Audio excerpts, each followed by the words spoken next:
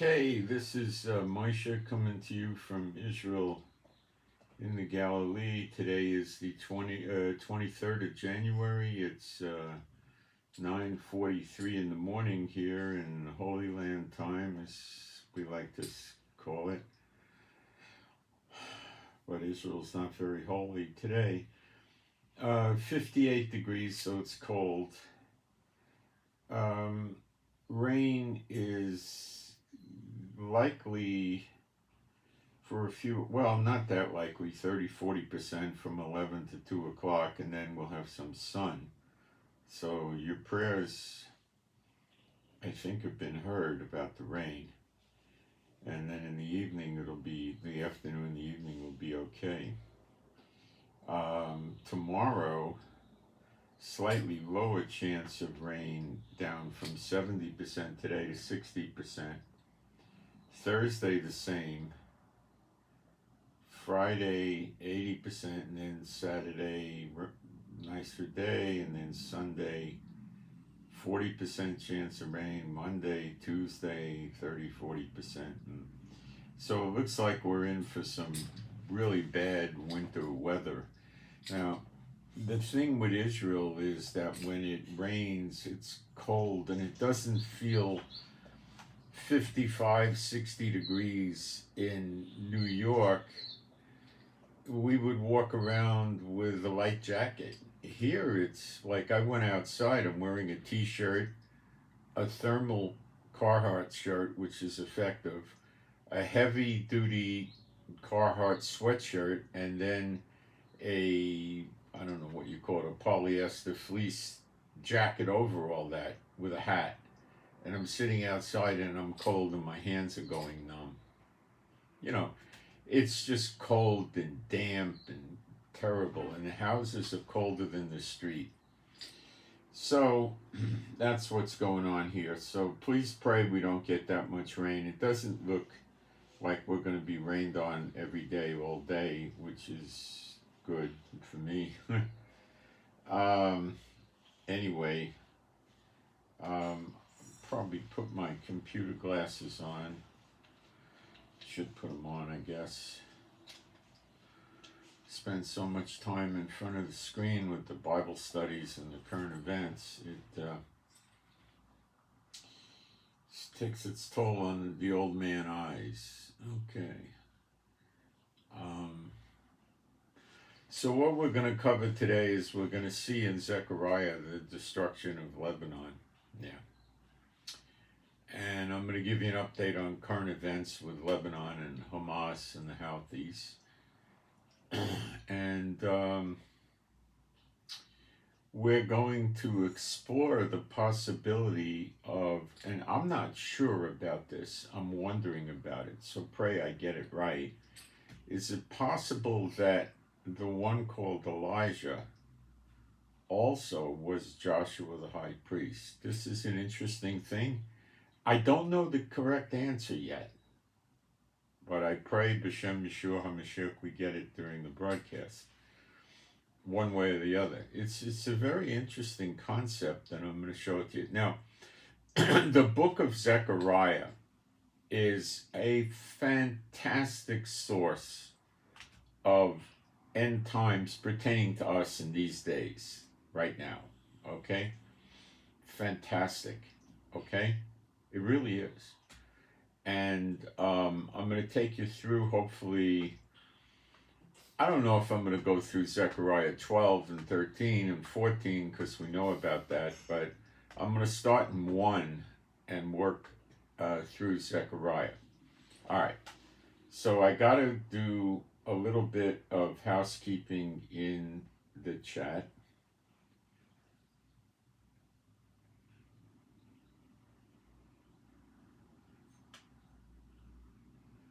And so I gotta do. We see a lot of stuff about Lebanon in Zechariah, by the way. It's pretty interesting, and I'll tell you what's going on in current events to make it more interesting, real interesting,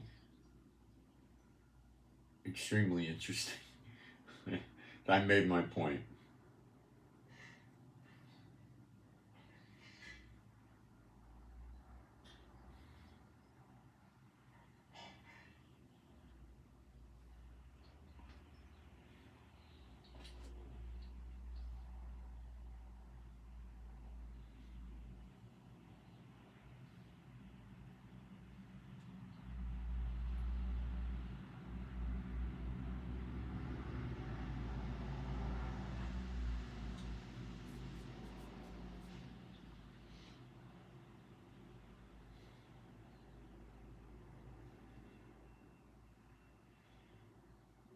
working my way through it. It'll be another moment, but it lets people have time to come into the chat. They get the notice and they come in.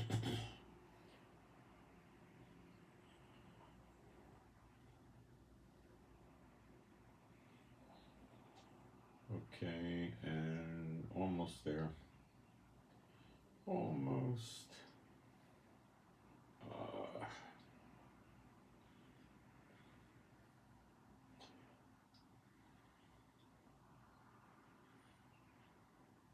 I spent a bunch of time on current events this morning, and then I went through most of Zechariah getting ready.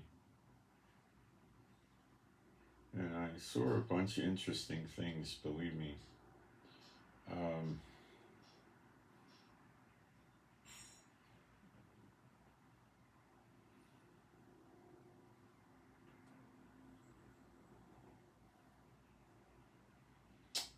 Okay, got it. We got sound and picture.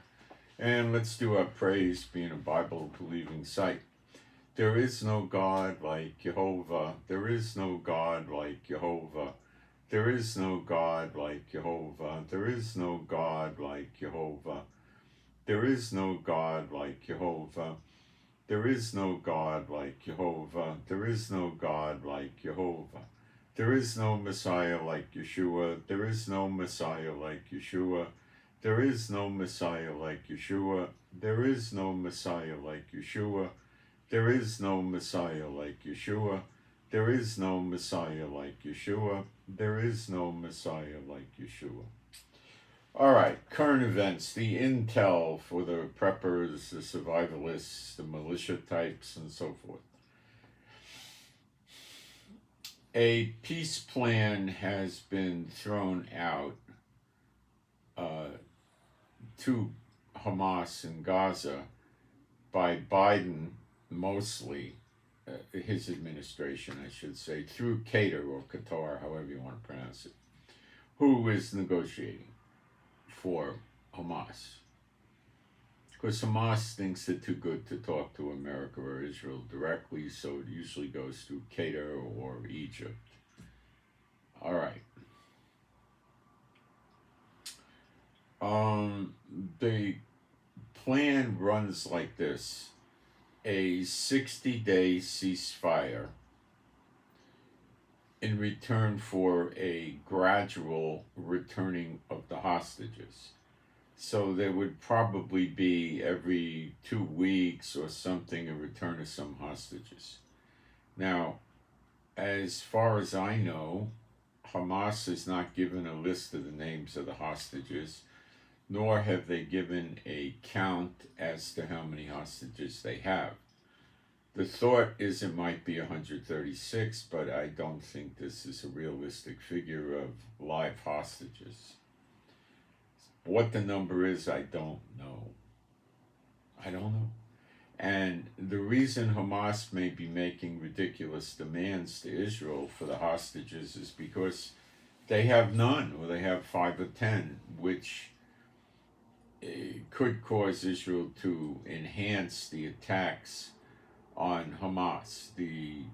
There's a percentage of people in Israel, it's not that high, that really want the hostages back at all cost. Okay? And they're protesting by Netanyahu's house and the Knesset and all this stuff. So Netanyahu hates that. So he's saying, he told them I think yesterday or something, that they're prepared to make concessions for the return of the hostages. Now, Netanyahu further stipulated firmly that after the 60 days is up, we will resume the war. Now, we'll break this down quickly because there's not much to it. Number one, it overwhelmingly seems to me that Netanyahu is being heavily leaned on by Biden, who has no right to do this, but representing the daughter of Babylon, the hammer of the whole earth, the hammer of the whole earth, and the great voice, he takes it upon himself that he can do this. Okay. So, what's wrong with this is a number of things that Netanyahu and his generals are very well aware of. Don't get me wrong, and the Knesset members. It's pretty common knowledge in Israel. First of all, the chances of them breaking the peace treaty are extremely high.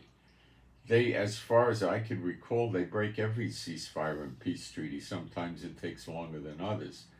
We've seen them break it in as little as a couple of hours or a day or 2 days. Often, it's expected.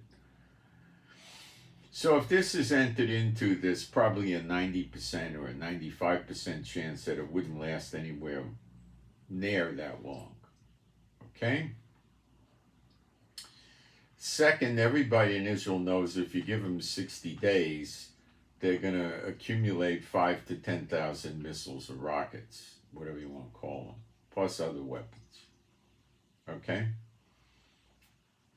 And there would probably be a continuation of humanitarian aid, and they would try to repair some of their tunnels that would have enough time, and they would get ugly again, probably not waiting for the 60 days, because that's how they are. How long would they wait? Guys, I don't know. I think in 2 weeks they could build a bunch of missiles and rockets. Remember, they could walk around above ground. They could do what they want, you know. Quite a few pieces of Gaza have not yet fallen under Israeli control. And I imagine quite a few strips of tunnels are still around. They're still in existence. He never flooded the tunnels, although the test of flooding the tunnels, or they tested one, worked out. Of course, the big fear is that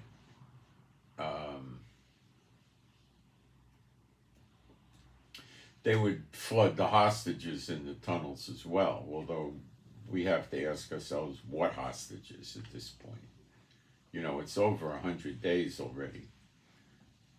We do not know if the medical equipment that came in to Gaza was ever given or administered to the hostages. We know the medical supplies, medicines, and so forth came in, but were they ever administered to the hostages is, we don't know. The Red Cross is uncooperative. And to give them a little credit, it could be because Hamas doesn't want to cooperate with them. We got to look at it fairly, okay? So,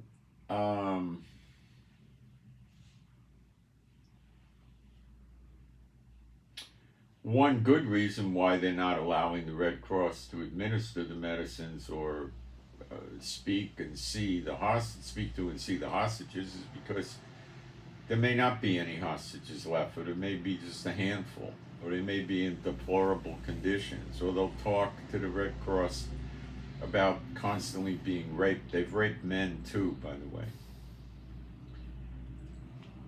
Men raping men. Okay, got it? All right. So,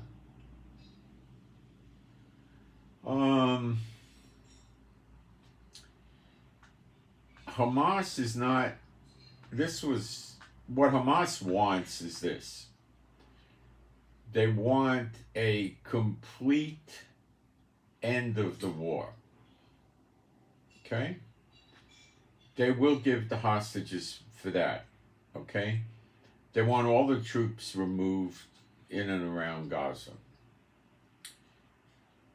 They don't give us a list of the names of the hostages or the numbers. They just say all the hostages. Okay? Next. They want an international force to be posted in Gaza to ensure that Israel doesn't resume the attacks. And this is supposed to be a two-way street, that they don't attack Israel either.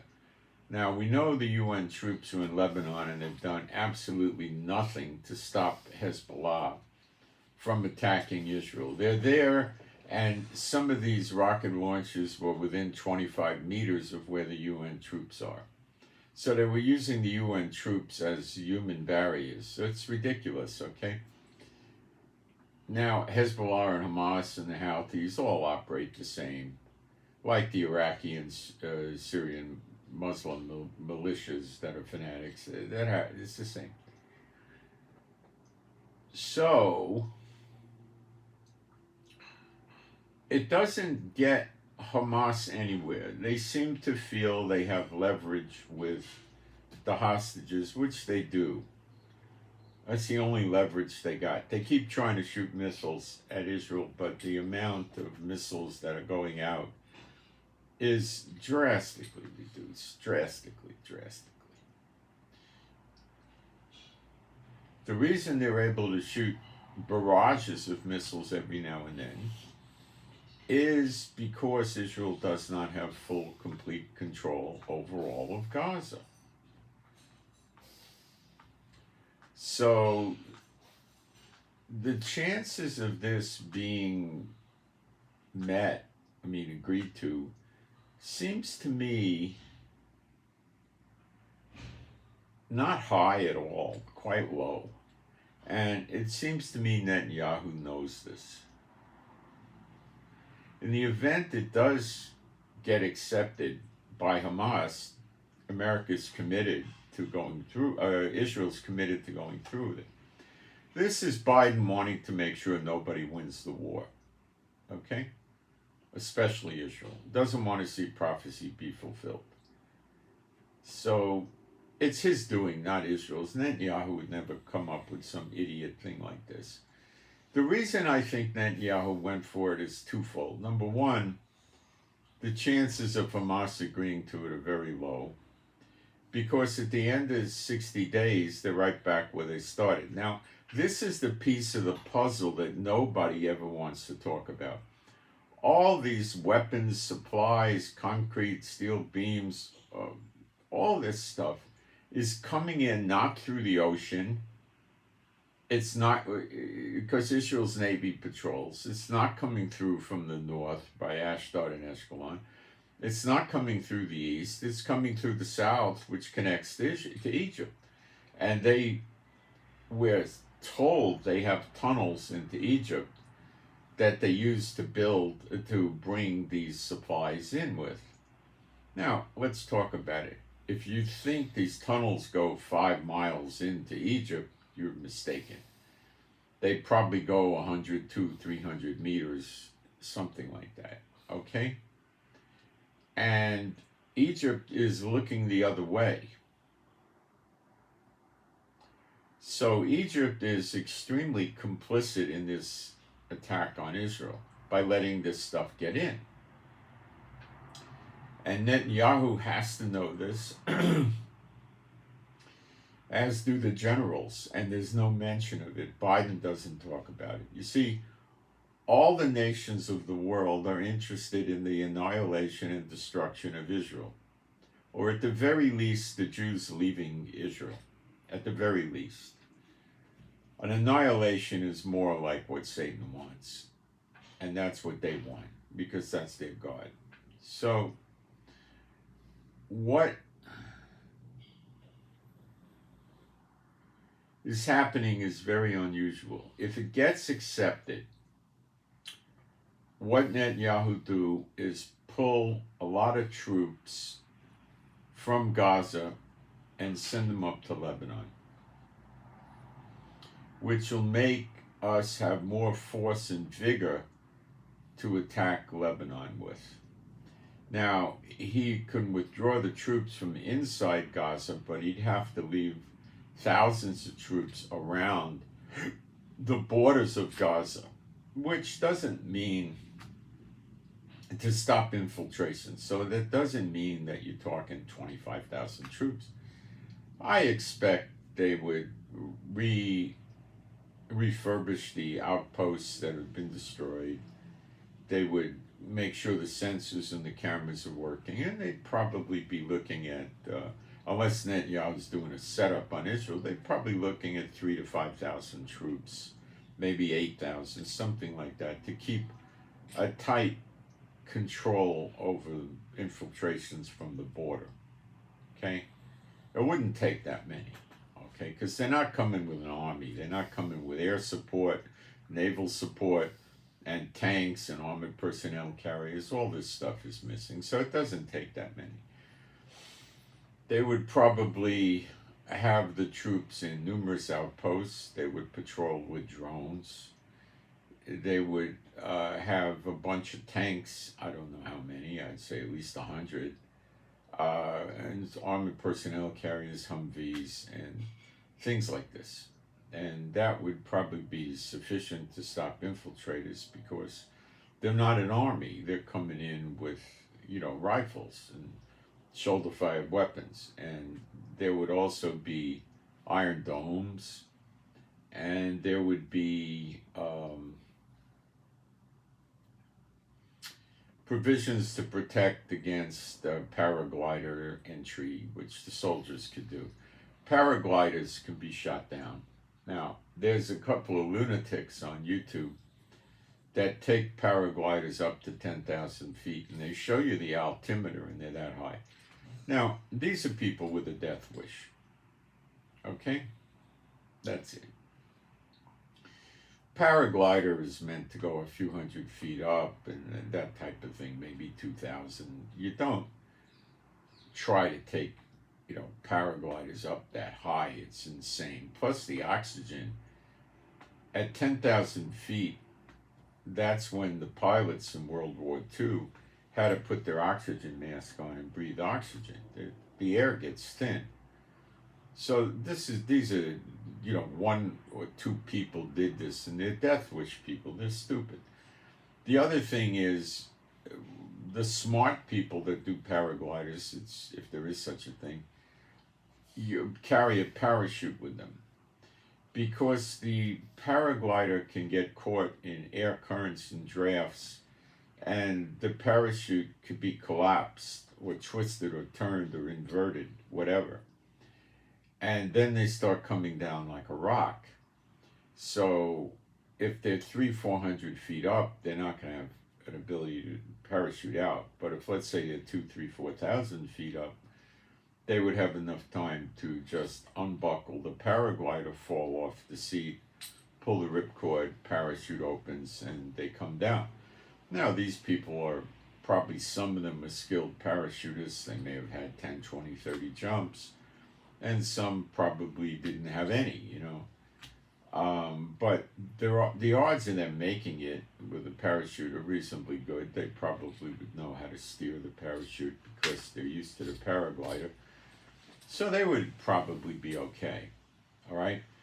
Paragliders normally make noise. They have an engine that's not quiet. When you're up 5,000 feet, it's not going to be that strong. But they can be shot down with rifles. The guys in the paraglider are really not able to shoot because they got to be operating the paraglider, and that's going to take at least one hand, if not two. Shooting an assault rifle from a moving and descending paraglider with one arm is going to be a joke, okay? So they're defenseless. Think about parachutists, military parachutists coming in, and how many times in many different wars they get shot up on the way down. They're sitting ducks.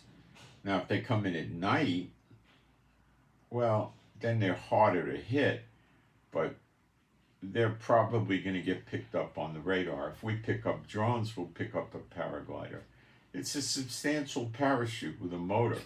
It's ejecting heat, making noise, and it has a big footprint in radar because the parachute is probably 10 or 12 feet across and 3 feet, it's curved, but probably a good 3 or 4 feet wide. It's going to definitely hit radar. And if it hits radar, it can be iron domed. It can be shot at with 50 caliber rifles, which we have mounted on tanks and Humvees and armored personnel carriers and every other thing. So it's easy to shoot it down. Now, rushing the border when there's tanks around is ridiculous. They would just be dead. Now, rushing the border with shoulder-fired anti-tank missiles would give them an added advantage, but the tanks would probably go mobile, and they got radar controlled guns, and the tanks usually have some simplex mortars on them, a few tubes that can shoot mortars, small mortars, and they have probably 40 millimeter or some small stuff.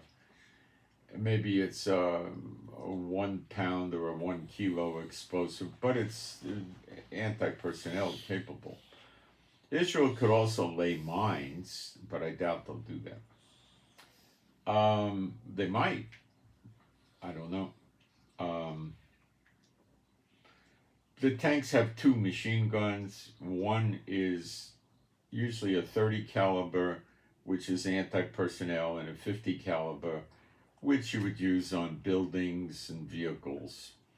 But you could certainly use the 50 on people, no problem. So if it was a real threat, then they sent 5,000 or 6,000 people in. First thing is we see them assembling, so there's not a lot of threat of that, and then the machine guns would mow them down, and the artillery. And helicopters would be deployed, and planes and everything else. It would be silly for them. Slipping in with 2 or 3 guys is more likely what they would try, and they'd probably never make it. Cameras, day and night vision, sensors, outposts, which are towers probably 30, 50 feet in the air, watching with optics, it wouldn't work well. Okay, so there's not much chance of that, but them building up more missiles and starting barrages would be so tempting to them they'd never wait 60 days. Then comes the chicken and the egg. They'll say, Israel, withdraw first and then we'll give you the hostages. Israel will say, give the hostages to the Red Cross. They'll say no. And they'll say, give them to Egypt. The Egypt may not want to get involved. If they say, you withdraw first and then we'll give you the hostages, it would be a no. And that's why they want to have the gradual release of the hostages. So Netanyahu has a win with this one either way. Except he has to sell it to Israel. And when Hamas does more missile barrages against Israel, which will for sure happen before the 60 days, then Netanyahu has egg on his face, and the people are going to say, this guy's dangerous, he just works with Biden, it's stupid, he got to go immediately. And that's why Netanyahu would use these troops to start a big attack in Lebanon. So he would be hoping the country doesn't want to change the prime minister during the war with Hezbollah. Hezbollah is showing no indications of leaving the border of Israel and going back to the Livni or the Litni, however you want to pronounce it, river, about 17 miles north of the Israel-Lebanon border. There's about 8 days left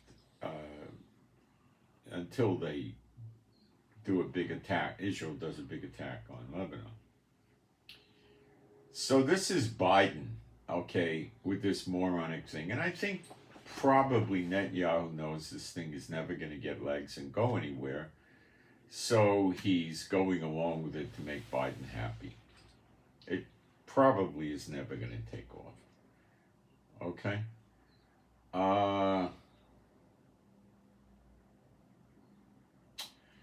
The Americans keep building a coalition to attack the Houthis in Yemen. I put a video up on my Telegram of somebody analyzing the different drones and missiles that the Houthis have, and it's a surprisingly amount of sophisticated junk coming from Iran mostly, but some Russian stuff, and then Iran redoes Russian stuff and improves it. It's about a 9 minute video. It's interesting.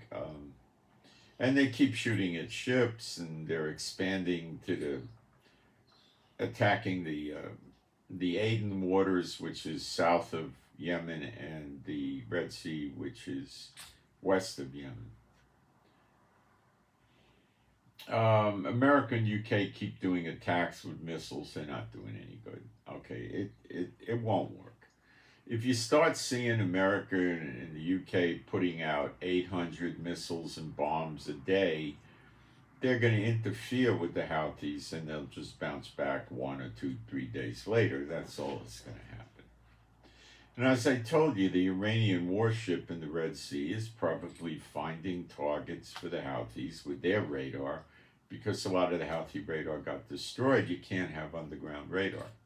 So they're finding targets, giving the coordinates to Yemen. Yemen is launching. And the Iranians are probably, if they're ballistic missiles, guided missiles, they're controlling the missile to hit the target with their radar. And America is going to do nothing about that. And the vast majority of the people may know, some might know there's an Iranian warship there, but they have no idea what's really going on. And this is what Iran was doing with civilian-looking vessels around the Indian Ocean and the Sea of Oman by outside the Persian Gulf. They had these vessels directing drones and missiles at ships. So that's why I say this. So they have food and water and supplies from 7 days to 48 hours. I doubt we're going to put a generator in the house, because I'm reasonably sure it's going to be way more money than we have to do that with, so we'll just have to rough it. We have some means of cooking with gas, and I think we're going to get some more gas canisters or something, so we can at least have some hot food and heat things up, if there is no electricity, if in fact it ever really happens. I don't know. I don't give it a high credibility, but I'm going to take a fast break and be right back, and we'll get into Zechariah. That's the intel, so if you guys hate the Bible and you just want intel, there you have it.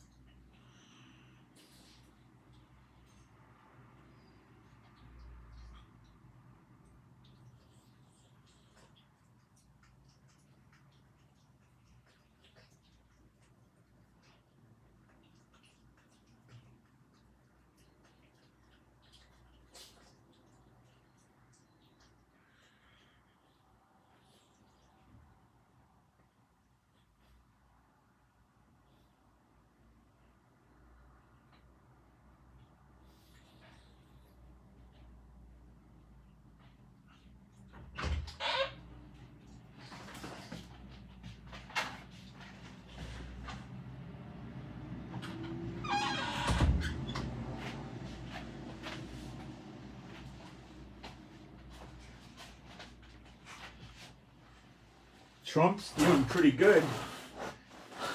I don't think there's time for an election. There's talk that Biden may not be running. The Democrats may put somebody else in. The only one that I know of that could beat Trump would be Obama. And I think if they ran Obama against Trump, Obama would win, because that's how the people in America are. And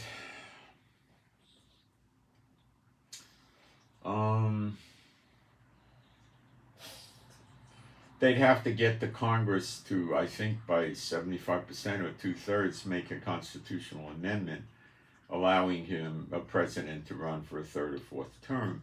And I don't think the Republicans would go for that, because they know that Obama would be a formidable threat.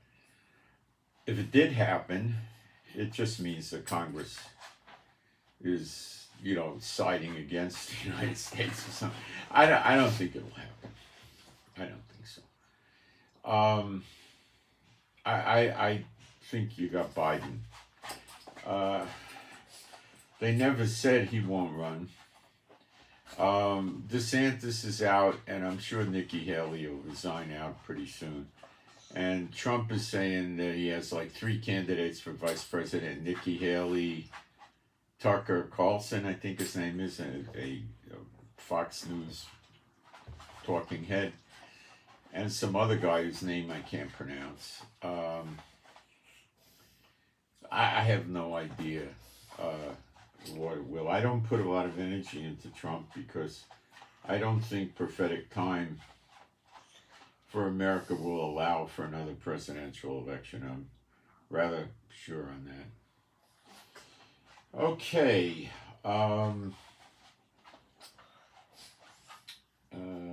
There is, want to check for prayer requests, toss requests, and so forth. There's something. Yes, we have a toss request for Mike. Toss for Mike. We have another toss request for GB Golf Bravo. GB Golf Bravo toss request. That's really all I got. Now, to get you interested in Zechariah, I want to show you something that I think you're going to really like. Okay? And then we'll do the book of Zechariah. But let's start just briefly in Zechariah 12:10.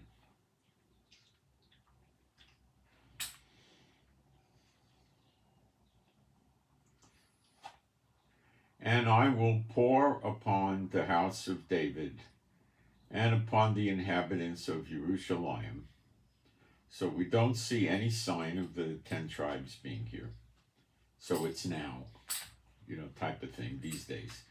The spirit of grace and of supplication. So when the Spirit is poured out on them, they're believers. Let's face it.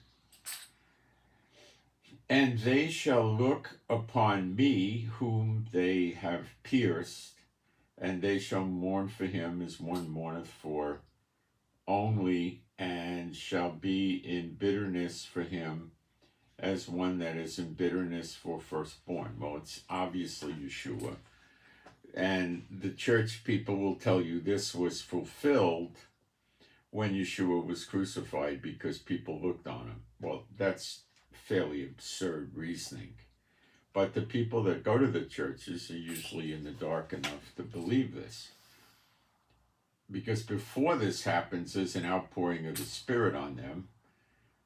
And the Holy Spirit was not given for many days after Yeshua rose from the dead. So that's, of course, absurd right there. And, the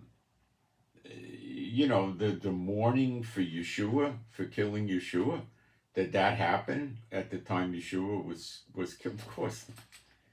It's absurd. I mean, it's absurd. The only apostle that was there was Apostle John. So, this is the theater of the absurd, which is what the church plays with the people. They laugh at them when they get them to believe this. Okay.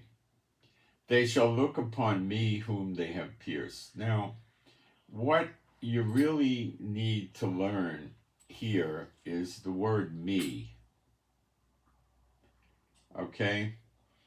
And the word for me really doesn't translate into English. But I'm going to show you the Hebrew characters on the screen, and the screen will move.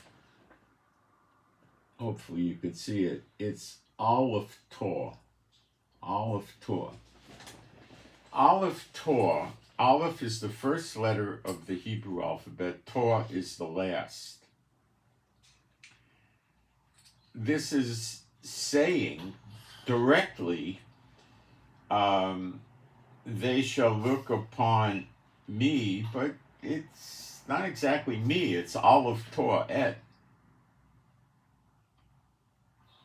Now, you got it? Now, where did you see this in the New Testament? You see it in the form of Alpha and Omega. But the New Testament was written in Hebrew, believe me. It was written in Hebrew, not Greek. Okay? That's the Catholics playing games so they could rewrite the text. So I'll read you some of the scriptures where this is used.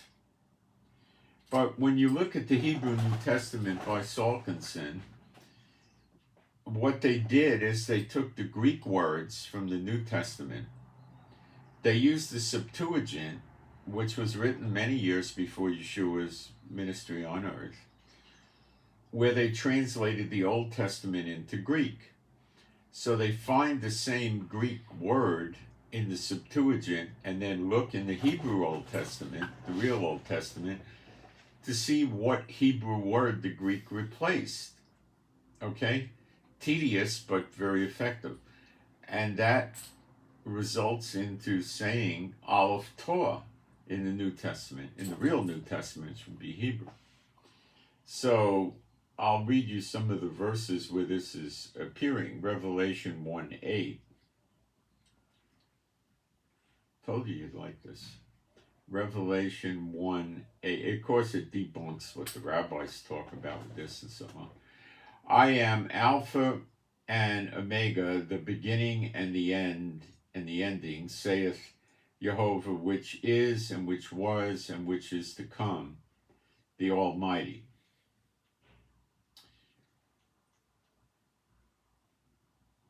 Which is, he's alive now, seated at the right hand of God the Father, Jehovah in heaven. And which was, yes, he was on earth and he got killed. And which is to come, yes, he'll come back. So what it really says is Aleph Tor. Now, since we're in Revelation 1, we should pick up Revelation 1:2.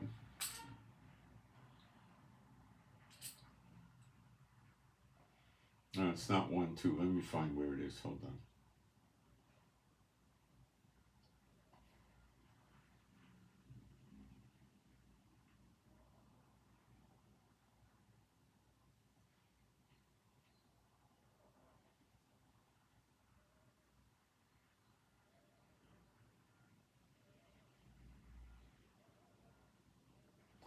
Now I'm confused. Where did it go? Hold on. There it is. It's Revelation 1:7.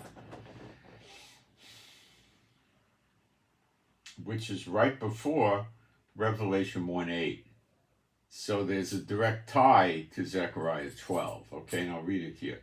Behold, he cometh with clouds, and every eye shall see him, and they also, now the word also is added in, and they which pierced him, and all kindreds of the earth, that's all tribes of the land in reality, shall wail because of him, even so, amen. Now, every eye shall see him. Now, this is Zechariah 12:10. I'll read again. And I will pour upon the house of David and upon the inhabitants of Jerusalem the spirit of grace and of supplication. So now they're believers. And they shall look upon me, Aleph Tor, the first and the last, okay, whom they have pierced, and they shall mourn for him as one mourneth. So it's the same thing. You see, it's in the New Testament, okay? You see it? Now, what the church will never teach you is John 6:40.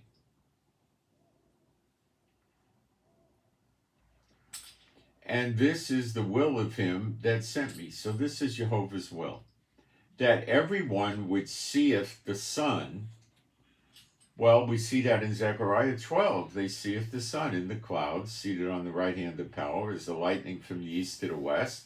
So every eye shall see him, like lightning from the east to the west.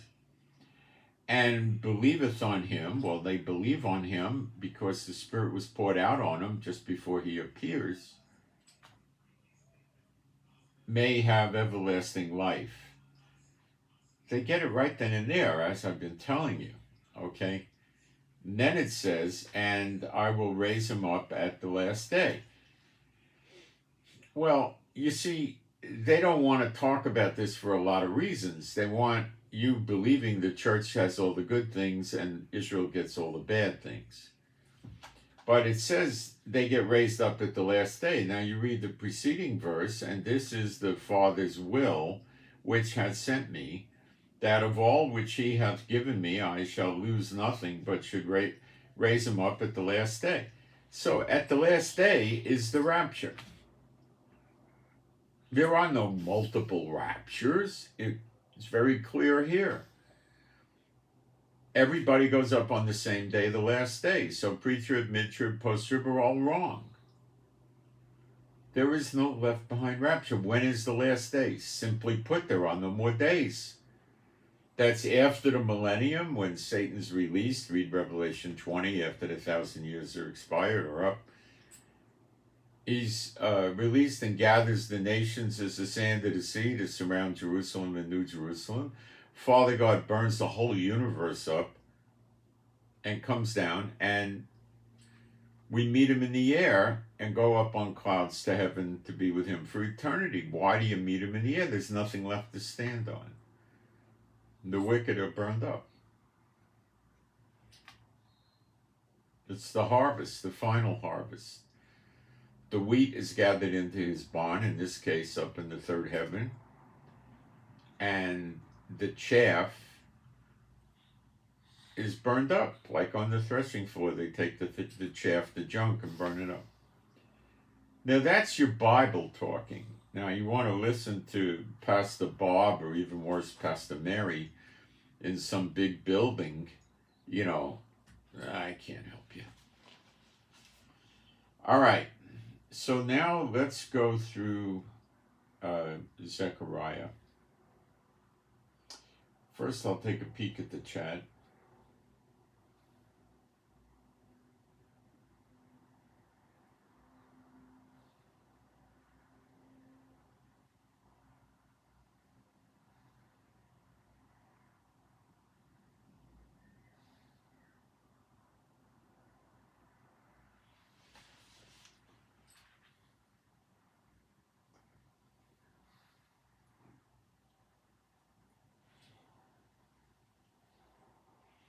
Well, CERN is a joke. CERN controls the weather. God says in the Bible in many, many, many places he controls the weather. So if CERN is true, the Bible's wrong. Okay? Take it from there, who you want to believe.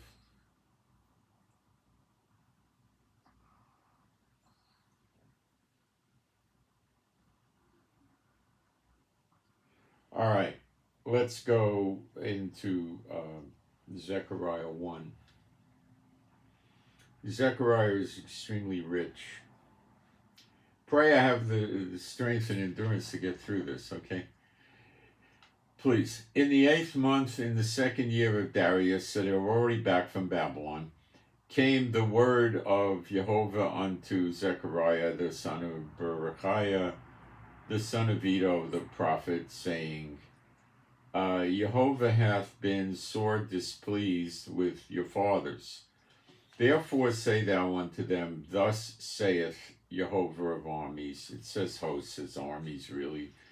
Turn ye unto me, saith Jehovah of hosts, and I will turn unto you, saith Jehovah of armies. Be you not as your fathers, unto whom the former prophets have cried, saying, thus saith Jehovah of armies, turn you now from your evil ways and from your evil doings.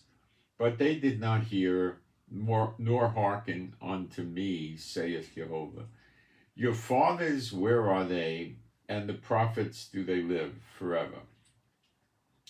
But my word and my statutes, which I commanded my servant the prophets, did they not take hold of your fathers? And they returned and said, like as the Lord of hosts thought to do unto us according to our ways and according to our doings, so hath he dealt with us. Upon the 24th day of the 11th month, which is the month of Sabbat in the 2nd year of Darius, so they were still, when you see Darius, they're already back from Babylon, came the word of Jehovah unto Zechariah, the son of Berechiah, the son of Iddo the prophet, saying, I saw by night, and behold, a man riding on a red horse, and he stood among the myrtle trees that were in the bottom, and I guess that's like a valley or something, and they're red horses, speckled and white. Then said I, O my Lord, what are these? And the angel that talked with me said unto me, I will show thee what these be. And the man that stood among the myrtle trees, answered and said, These are they whom the Lord hath sent to walk to and fro through the earth. And the word earth means the land. It could mean the earth, and it could mean the land of Israel. And they answered the angel of the Lord that stood among the myrtle trees and said, We have walked to and fro through the earth, or the land. Behold, all the land sitteth still and is at rest. So if we're speaking the land of Israel, this could be when it was desolate. Nobody's really living here except a very small amount of Arabs. When Mark Twain came here, it was that way. It was basically desolate, Then the angel of the Lord answered and said, O Lord of hosts, how long wilt thou not have mercy on Jerusalem and on the cities of Judah, against which thou hast had indignation these 70 years? So he's saying, how long is it going to be? Because you had indignation or anger with them for the 70 years, which was the 70-year Babylonian captivity. Okay, then they recently were out. 2nd year of Darius, maybe 15, 17, 18 years out of Babylon.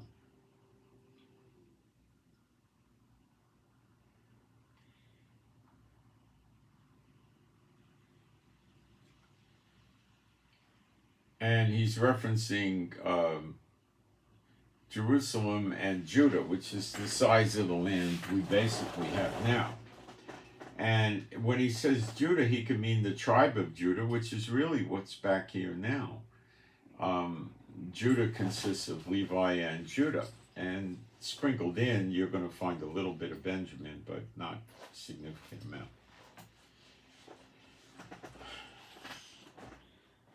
And Jehovah answered the angel that talked with me with good words and comfortable words. So the angel that communed with me said unto me, Cry thou, saying, Thus saith Jehovah of armies, I am jealous for Jerusalem and for Zion. Okay, now Zion, the word for Zion is Sion, which means a parched place, which is really what Israel is now. It's parched about 7 months a year.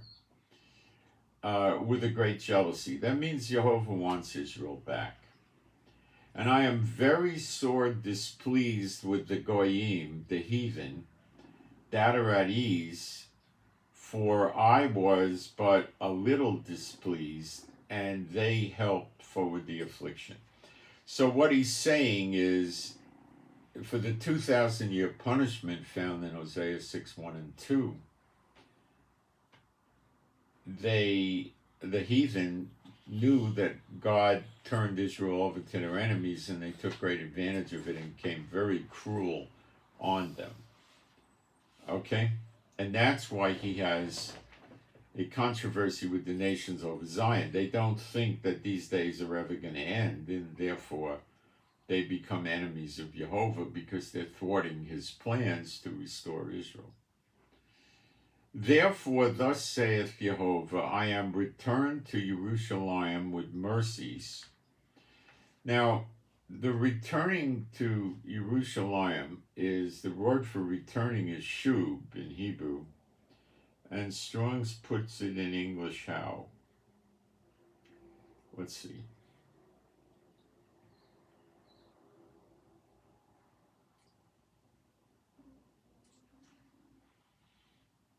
Turn back. Yeah, it's return. Now, does that mean Jehovah's coming down to Israel? No. What the churches never teach is the angel of the Lord that is called the glory of the God of Israel was with Moses and Aaron and the children of Israel in the wilderness, and met with Moses and Aaron in the mercy seat of the tabernacle and so forth, is an angel that we read in Exodus 23. God put his name Jehovah in, so he could act in Jehovah's stead on earth, because if Jehovah came down, probably everything would burn up. He's so holy, or blow up, or explode, or melt. You take your pick. I don't know. It would be bad. Probably burn up. He says he's a consuming fire. All right.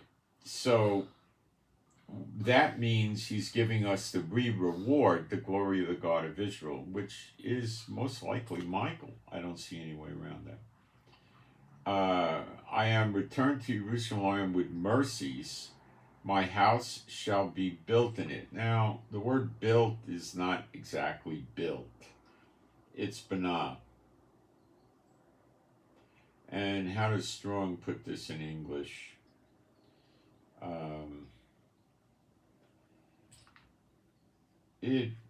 Many different, he says it can mean to build, make, repair, set up, okay?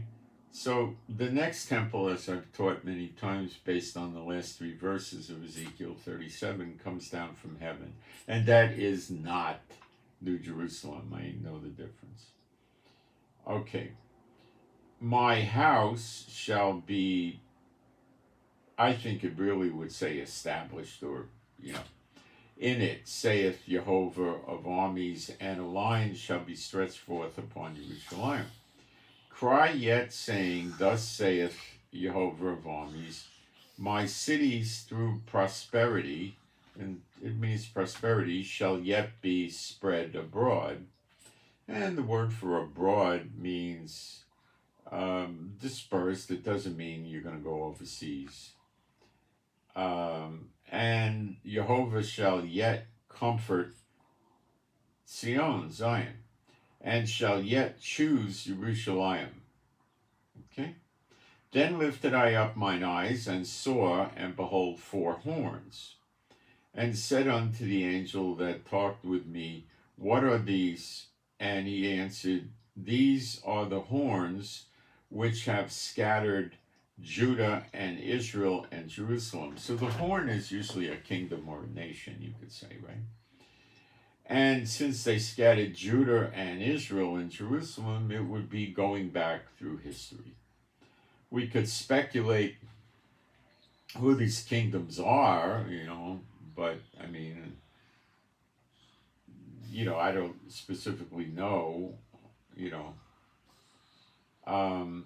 and Jehovah showed me 4 carpenters or workmen, and that's 2796 Strong's number. And the workman means a fabricator, an artificer, a carpenter, a craftsman, engraver, a mason, skillful smith, worker, it's got a lot of ways it could be used. All right, so we're into vagueness here a little bit. Then said I, what come these to do? Meaning the four carpenters. And he spake, saying, these are the horns which have scattered Judah, so that no man did lift up his head. So in other words, walk slouched over, bummed out, depressed, poor. But these are come to fray them. The word fray is a dumb translation. Terrify them. To cast out the horns of the Goyim, which lifted up their horn over the land of Judah to scatter them. Now, I don't know who the four workmen are. I've been praying for quite a long time on this. Nobody on the internet seems to take a poke at this. I don't know. I mean, if you want me to guess, the two witnesses, Elijah and Apostle John, the anointed prince that's in the next temple, and the glory of God of Israel. That's my best shot. Okay? Do I really think I have it? No. Is it other countries? No, because all her lovers have left her. It's not other countries.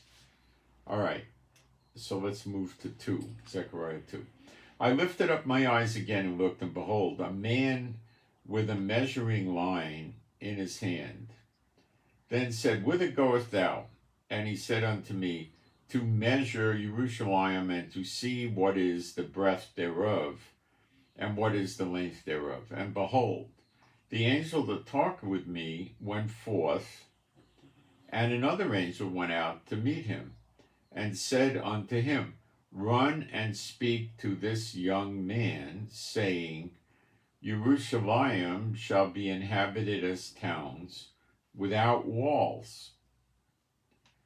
That sets the stage for Gog and Magog, no walls. For the multitude of men and cattle therein, that sets the stage for they come in Ezekiel 38 to take a great spoil cattle. They are living in peace and safety without bars and walls. For I, saith Jehovah, will be unto her a wall of fire round about. Well, that's the glory of God of Israel, who, when they were in the desert, he made a pillar of fire at night to keep them warm, and a cloud in the day to keep the sun off them, because the desert can go extremes, very hot in the day and cold at night. A wall of fire round about, and I will be the glory in the midst of her. So the word for glory is kabod. There it is. He's in the temple. So the temple's here. Okay? Now, I can't go back and do everything to build it, because we'd be here for 12 hours, but I do have a lot of videos on the YouTube channel you can read or watch. They're in the live section. All right. Be unto her a wall of fire round about her. And that's why they can't attack Jerusalem until the glory of God of Israel leaves the temple and stands on the Mount of Olives, because that wall of fire would be removed at that time. Ho, ho, come forth and flee from the land of the north. The land of the north is likely Lebanon, guys. Could be Turkey, likely Lebanon. Could be both. I don't know. The word for land is not ha'eretz. That's the word from. Okay, so it says, let's see what it really says. Ho, ho, that word's 1945. It's, how does Strong put it in English? Oh, yeah, all right. Oh, we can say ho, ho. The word come forth is added in. It's not in the text. Flee, and that word is escape. Noose. It says escape, and then they say from the land. Well, yeah, the land of the north. So when it says the land of the north, it's ha'eretz of the north. Oh,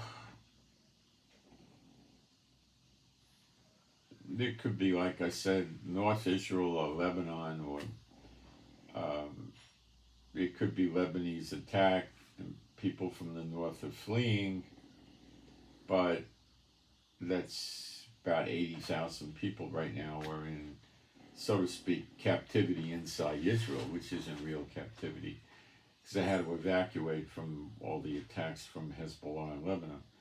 And of the north saith Jehovah, for I have spread you abroad as the four winds of the heaven, saith Jehovah. That's still the case today. Deliver yourself, O Zion, that dwelleth with the daughter of Babylon. Well, that's telling the Israelites that are living in America to get out. You don't hear this spoken of by the churches. You don't even hear any church really talk about America as the daughter of Babylon. I don't think any of them do that. No denominations or anything. Daughter of Babylon is their love. They love it.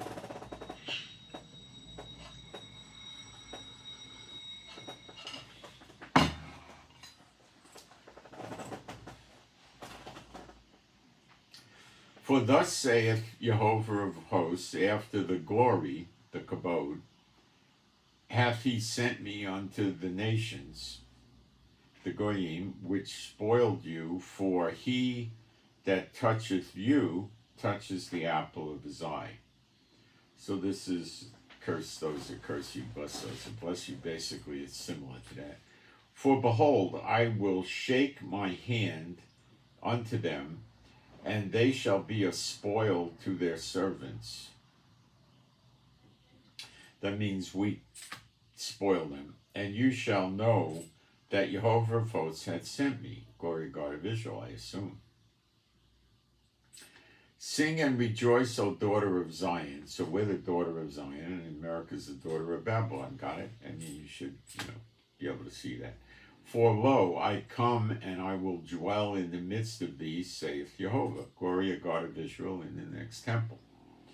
And many nations shall be joined to Jehovah. Many goyim, it says, heathen, shall be joined to Jehovah in that day, and shall be my people. And I will dwell in the midst of thee, in the temple, the glory of God of Israel, who's the angel that Jehovah put his name in the midst of thee, and thou shalt know that Jehovah of hosts had sent me unto thee. And Jehovah shall inherit Judah, his portion in the Holy Land. That's who's here now. And shall choose Jerusalem again. And we have Jerusalem. Be silent, O all flesh, before Jehovah, for he is raised out of his holy habitation. He gets mad. Now we go to Zechariah 3. And I'm going to fast break, and we'll do 3. And then we talk about Joshua. You got to start paying hard attention to Joshua. And like I say, I'm unsure about this, but we'll see as we work through it, if we get good answers. I don't know.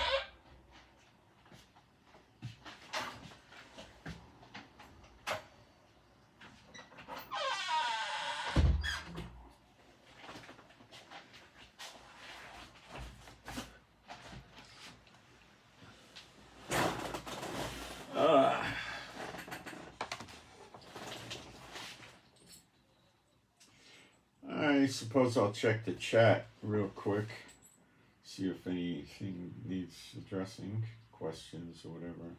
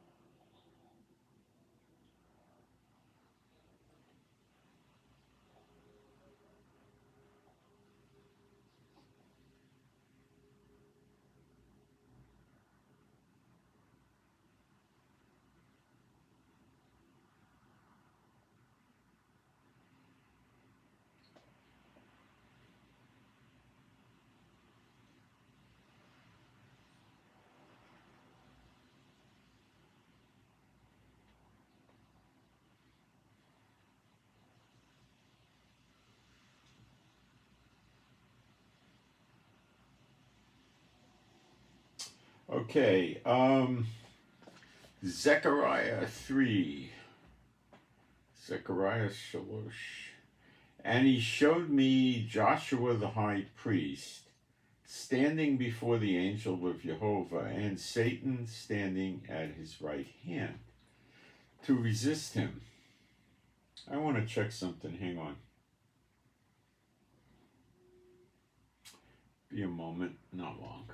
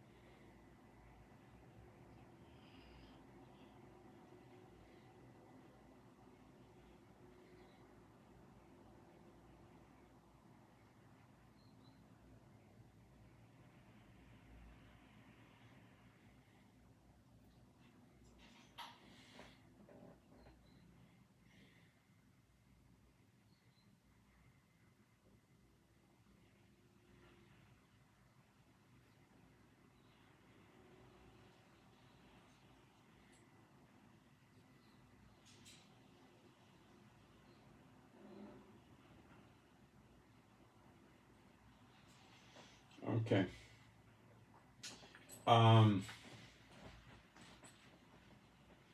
And Jehovah said unto Satan, Jehovah rebuke thee, O Satan, even Jehovah that hath chosen Jerusalem, rebuke thee.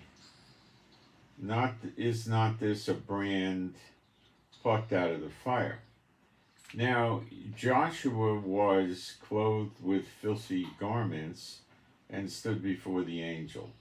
And he answered and spake unto those that stood before him, saying, Take away the filthy garments from him.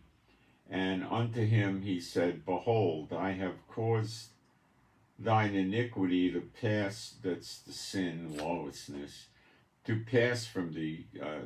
Lawlessness and sin is the same, really.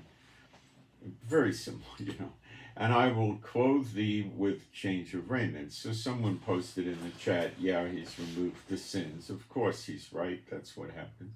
And I said, let them set a fair mitre upon his head. So they set a fair mitre upon his head, and clothed him with garments, and the angel of the Lord stood by. And the angel of the Lord protested unto Joshua, say unto Joshua, say, well, there's no J in Hebrew, so it's Joshua, not Yeshua, Joshua saying, thus saith Jehovah of armies, if thou wilt walk in my ways, and if thou wilt keep my charge, then thou shalt also judge my house, and shalt also keep my courts, and I will give thee places to walk among these that stand by. Hear now, O Yahshua the high priest, and the words for that is Gadol Kohanim, or Kohen.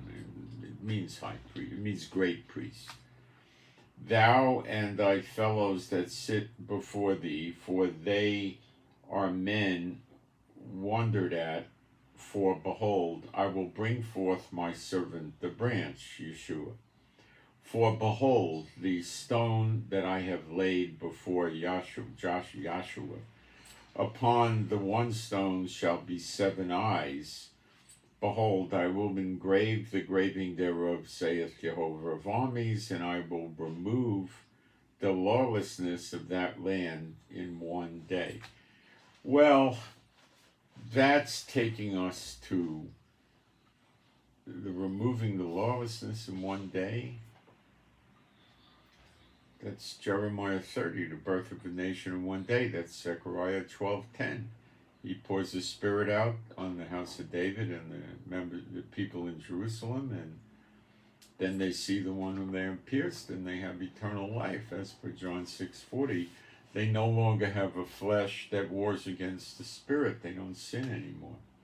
That's Jeremiah 31. They shall all know me from the least to the greatest. I will take the heart of stone away, give them a heart of flesh, and write my law in it. So now we're in our end times days, and we're talking about Joshua.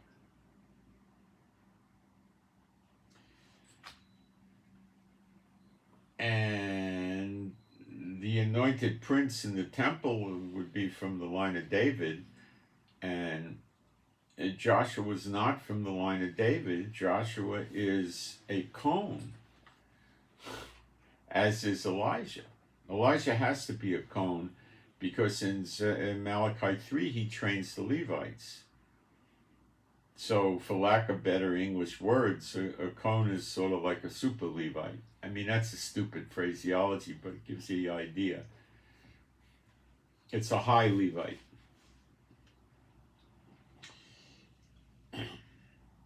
So now we're starting to see parallels that are making one wonder between Joshua and Elijah, aren't we?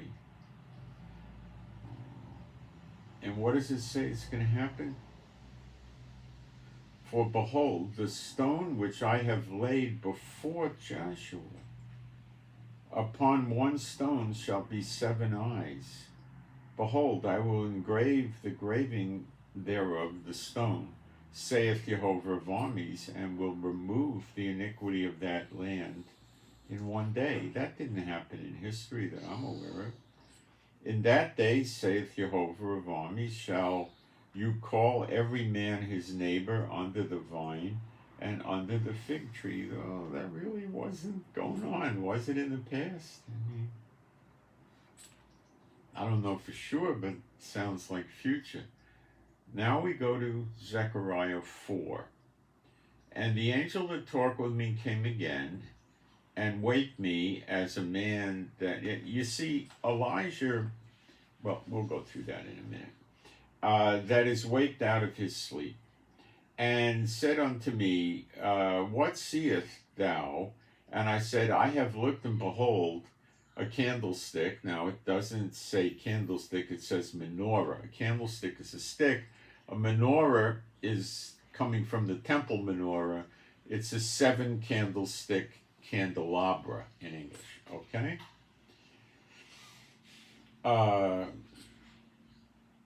And behold, the menorah, all of gold, and the word for gold is tsab. It's gold. It means gold. with a bowl upon the top of it, and his 7 lamps. Those are the 7 candlesticks. It's near is the word. It's, we'd say candlesticks, 7 lamps thereon, and 7 pipes to the 7 lamps, which are upon the top thereof, and 2 olive trees by it, one upon the right side of the bowl, and the other upon the left side thereof. So what do these 2 olive trees represent? Do they represent the 10 tribes and the 2 tribes? It's a possibility, but it really represents the 2 witnesses. That's what it really is talking about. So I answered and spake to the angel that talked with me, saying, What are these, my Lord? Then the angel that talked with me answered and saith unto me, Knowest thou not what these be? And I said, No, my Lord. Then he answered and spake unto me, saying, This is the word of Jehovah unto Zerubbabel, saying, Not by might nor by power, but by my spirit. Now, I use this all the time. All right, and we should learn what it really says, because it's not so accurate in English, but it's not so bad either. The word for might is a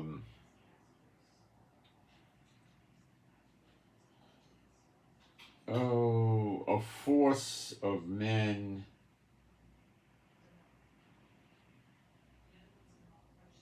It can mean strength like Arnold Schwarzenegger, or it can mean money like Trump, okay? Best I can give you. By might, nor by power. The word for power, koyach. See, the same word is in Hebrew. My grandmother always used to say, nisht koyach. Nisht in Yiddish is no, koyach is strength. So the strength word really means more like, Arnold Schwarzenegger type, or the Hulk or something like that, okay? So, not by might nor power, but by my spirit, because the spirit is stronger than everything. Saith Jehovah of hosts, Who art thou, great mountain? A mountain is generally like a powerful country, or it could be a continent even, I don't know. Before Zerubbabel. Now they're back from Babylon probably 17 years, and Zerubbabel is attempting to build the next temple, which was a very small temple, nowhere near as beautiful as Solomon's temple. And it didn't even have courtyards around it. They had an altar outside it. And it was small, but it was still a legitimate temple of the Lord. So your first temple was Solomon's temple, the next was Zerubbabel, the third temple was Herod's temple, and the next temple, which I call Ezekiel's temple, is the 4th temple. Why the schmuck churches run around telling you the next temple is the 3rd temple escapes me. I don't know why they do it, other than they like lies and deception. Who art thou, great mountain, before Zerubbabel? Thou shalt become a plain, and he shall bring forth the headstone, shoutings, grace, grace unto it. He was trying to build the temple, and he had to take a 14-year break because there was so much opposition to it. Okay? But then they resumed. Moreover, the word of the Lord came unto me, saying, The hands of Zerubbabel have laid the foundation of this house. The hands shall also finish it. He's saying Zerubbabel's going to finish this temple. And thou shalt know that Jehovah of armies hath sent me unto you. For who hath despised the day of small things? That's because Zerubbabel's temple was much smaller and less ornate than Solomon's. For they shall rejoice and shall see the plummet in the hand of Zerubbabel. A plummet is this top-looking thing on a string, and they use it to do measurements to build, in the hand of Zerubbabel with those 7. They are the eyes of Jehovah which run to and fro through the whole earth. So they're helping Zerubbabel, basically. Then answered I and said unto him, what are these two olive trees upon the right side of the candlestick, or the menorah, and upon the left thereof? And I answered again and said unto him, what be these two olive branches, which through the two golden pipes empty the golden oil out of themselves? It's easy and it's not so easy. The anointing oil was olive oil. It also was used to burn in the temple menorah and was never allowed to go out.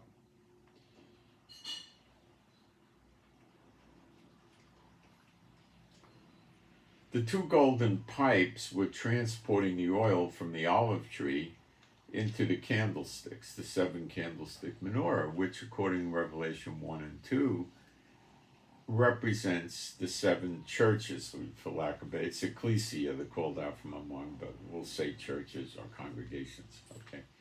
So that is the body of believers. The menorah is the body of believers. Remember, it's in the temple. There's a temple menorah. So what they're doing is they're bringing the olive oil, or in other words, the anointing, into the body of believers. That's what this is telling you. Let's keep going. And he answered me and said, now remember, we have Revelation 11 that tells us this is the two witnesses. They did not have Revelation 11 at that time, so they probably really, until John had the book of Revelation, they probably really didn't understand what this meant. Why would they understand it?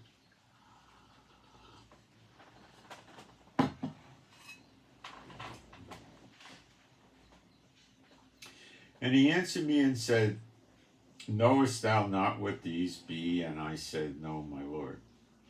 Now the word for Lord there is Adonai. In Hebrew, you might call your employer or your landlord Adonai, or a judge or a lawyer or something like that. Maybe we would say maybe sir, although the meaning's not really correct. There's no real English kick over for this. Then said he, these are the two anointed ones. Two anointed ones. Now let's check the words for anointed ones. Gee, it doesn't say that. It says Ben, which means sons. And then it says Yitzar, which means the pure olive oil. It also would mean produces light. It's the very good olive oil. So what he's saying is these are the two, Shnaim.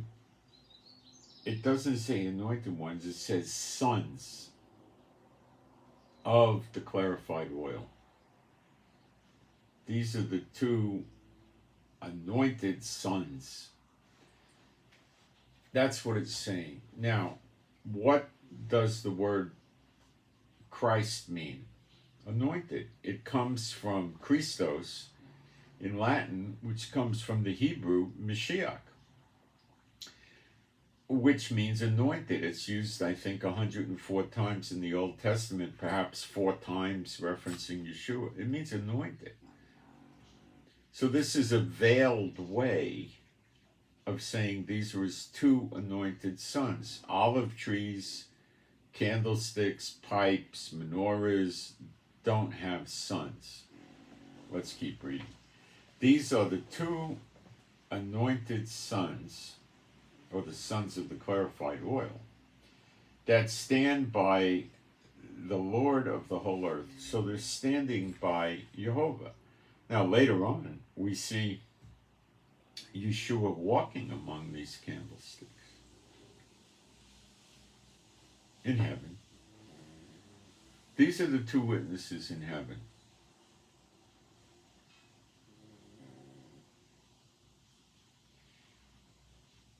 One's Elijah, literally, who came to earth as Elijah, never died,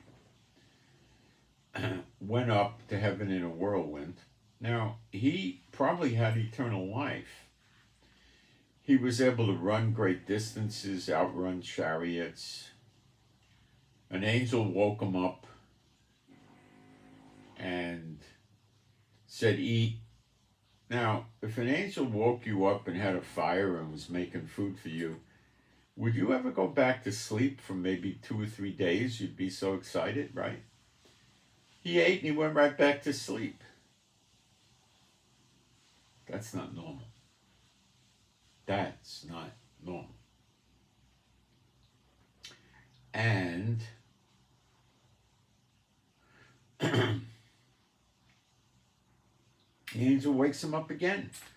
Says, "Eat more. Your journey is great." Goes back to sleep. The chariot from heaven comes down, which is, you could say, the company car, maybe as a joke, right? And he goes up in a whirlwind to heaven. His mantle falls down, and Elisha, his disciple, if you will, gets a double portion of his spirit. And then later on, John the Baptist gets his spirit also. But they were not Elijah. We'll see Elijah.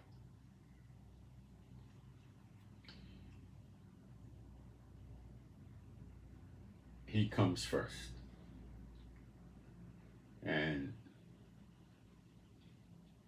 coming first doesn't mean he was blowing lightning and fire out of his mouth, for those with eyes and ears. Okay.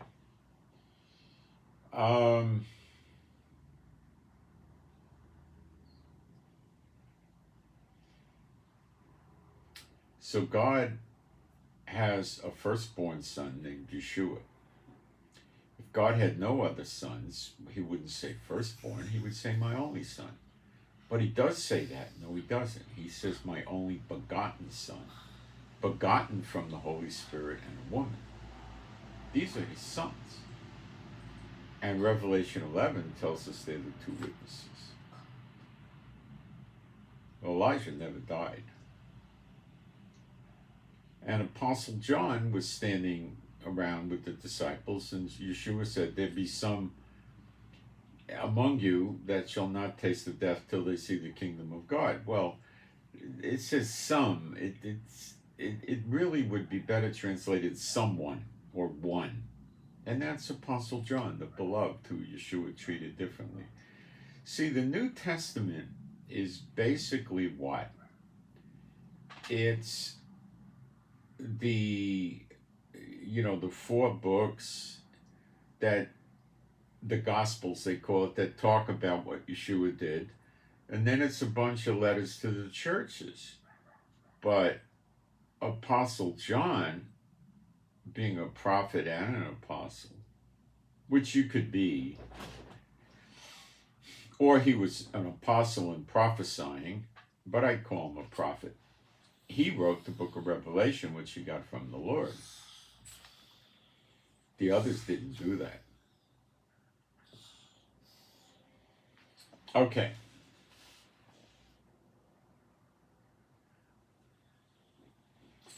Zechariah 5.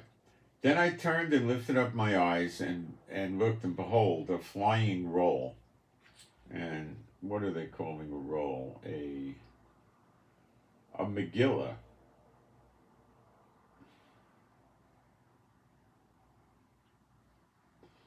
It's not really it's a roll, actually, is a better version of this. And he said unto me, "What seest thou?" That's a Yiddish word too, Megillah, I think. And he said unto me, "What seest thou?" And I answered, "See, a flying roll." I think you're talking about two kind of like one long big sheet, and it's wrapped around wood like a scroll, and you unroll it. I think that's what they're talking about. "What seest thou?" And I answered, "I see a flying roll. The length thereof is 20 cubits. And I believe a cubit goes from the center of the palm to the elbow. So this was a big thing. "And the breadth thereof 10 cubits. Then said he unto me, This is the curse that goeth forth over the face of the whole earth. The words on this is call for all, not all, it would be all. Haaretz, the land. It could mean the earth or Israel. For every one that stealeth shall be cut off, as on this side, according to it, and every one that sweareth shall be cut off, as on that side, according to it. I will bring it forth, saith Jehovah of armies, and it shall enter into the house of the thief, and into the house, the house of him that sweareth falsely by my name, and it shall remain in the midst of his house, and shall consume it with the timber thereof, the stone thereof. Then the angel that talked with me went forth and said unto me, Lift up now thine eyes, and see what this that goeth forth. What is this that goeth forth? And I said, What is it? And he said, This is the ephah. And that word is not something we normally would use. It means a quantity, like a measure, okay? That goeth forth. He said, Moreover, this is their resemblance through all the earth. Resemblance. Let's check that word. Doesn't say resemblance. What a rotten translation. It's iron. Iron. It's a word that means eye.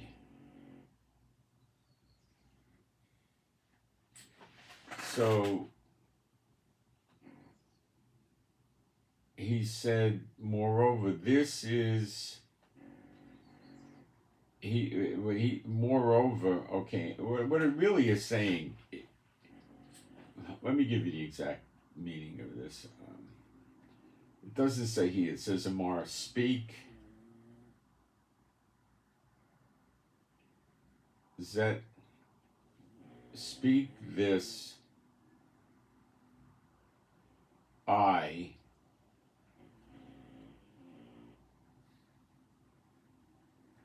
this I all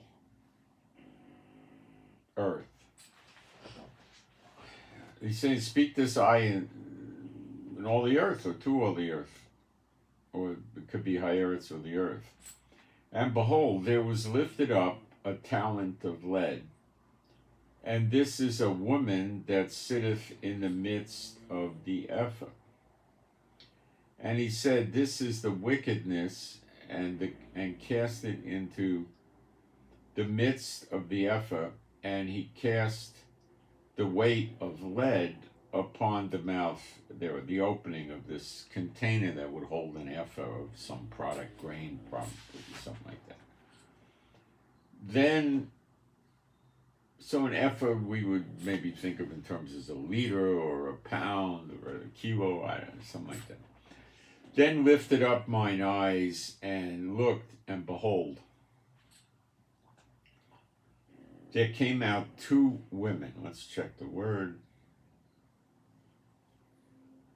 Yep, two females. And the ruach, the wind, was in their wings. Let's look at the word for wings. Kanaf. It doesn't mean wings. Kanaf means extremities or borders. For they had wings, they had extremities like the wings, like the extremities of a stork. Okay, so here it probably is referencing wings. They have wings like a stork.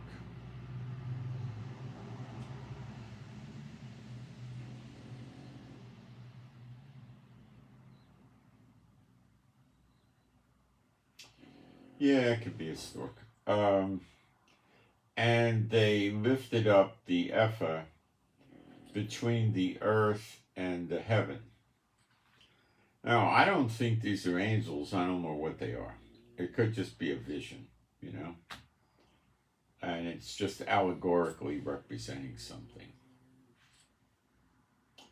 Then said I to the angel that talked with me, whither do these, or where do these bear the ephah? And he said unto me, to build it a house in the Haaretz of Shinar, that's Babylon, and it shall be established and set there upon her own base. Okay, let's see what the word for base is.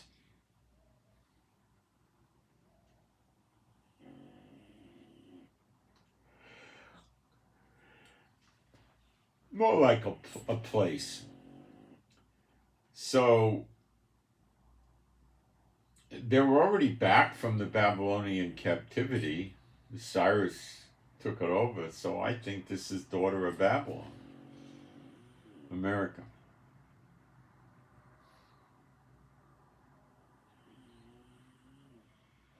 That's the wickedness. Okay. Zechariah 6. And I turned and lifted up my eyes and looked, and behold, there came 4 chariots out from between 2 mountains, and the mountains were mountains of brass. The first chariot, where I would say this is an allegorical vision or dream. I've never seen a brass mountain. In the first chariot were red horses, and in the second chariot black horses.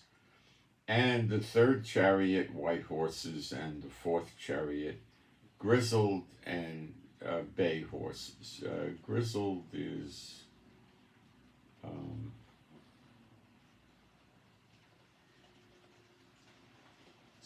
spotted. And the word for horses is sus, the correct word. Then I answered and said unto the angel that talked with me, what are these, my Lord? And the angel answered and said unto me, these are the 4 spirits of the heavens. So these horses are allegorically or story-wise, vision, dream-wise, representing 4 spirits. Let's make sure the text is correct. Arba Ruach. So, it's raining again. Arba Ruach is 4 spirits of the heavens. That should be Shemaim. It is. Okay. Which go forth from standing before the Lord of all the earth.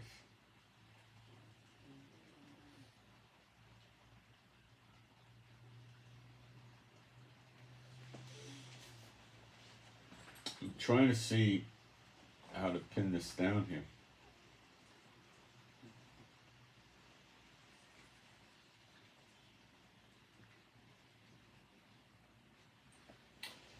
Let's keep going.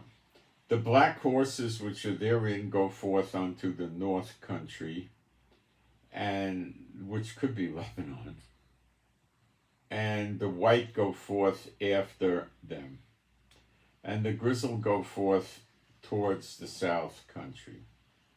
And the bay went forth and sought to go that they might walk to and fro through the earth. See, this 4 could be Yeshua, Elijah, Apostle John, and the glory of the God of Israel. It could be. But this is a story. It's not a literalization, okay? Just like Yeshua is not literally a lamb. He isn't, okay, it's allegorical or, to tell a story. Sort of parable, you might say, right? That they might walk to and fro through the earth. And he said, get you hence, walk to and fro through the earth. So they walked to and fro through the earth. Then cried he upon me and spake. See, it says the spirits, and they would all be, Yeshua in heaven would be a spirit, as would Elijah in heaven, as would Apostle John in heaven, as would the glory of God of Israel in heaven. But it's a thin theory, and I wouldn't go heavy on it. It's just me taking a shot at it. I don't feel that good about it. I'm just trying, and it's probably wrong. Then cried he unto me and spake unto me, saying, Behold, these that go towards the north country have quieted my spirit in the north country. And what if there really is Lebanon?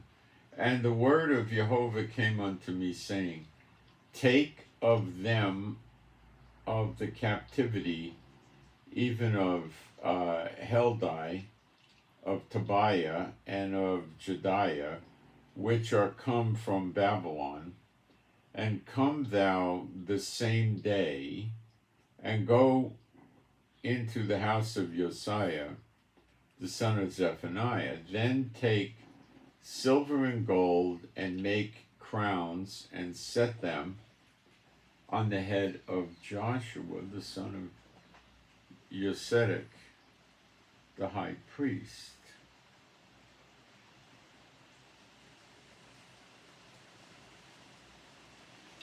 And speak unto him, saying, Thus speaketh Jehovah of hosts, saying, Behold, the man whose name is the branch, that I would think is Yeshua, the Tzemach.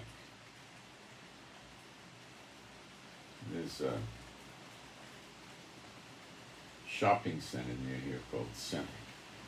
The branch, and he shall grow up out of his place, and he shall build the temple of the Lord.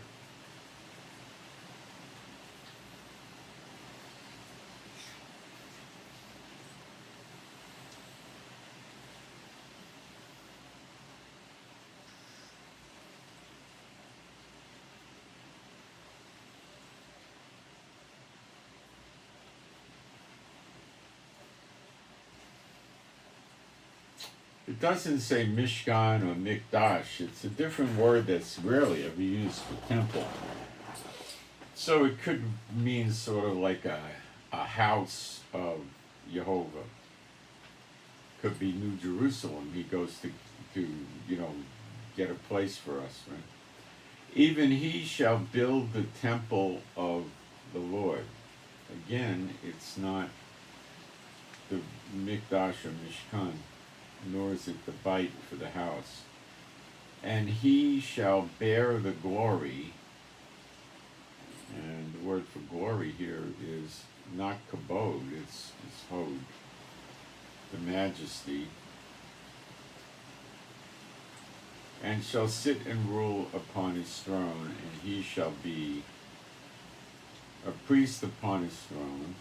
He's a priest in the order of Melchizedek. It's Yeshua. And the council of peace, okay, and the word for peace is shalom.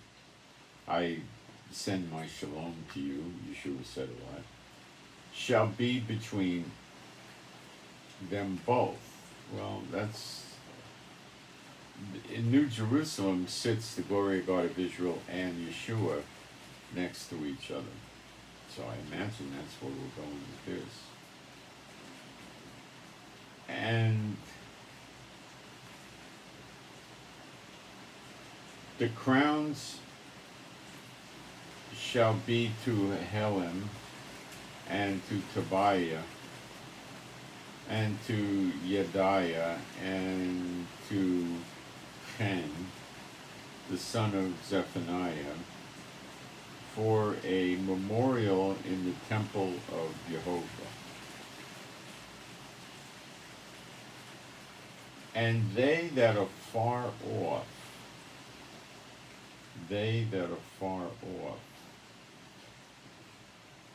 shall come and build in the temple of Jehovah.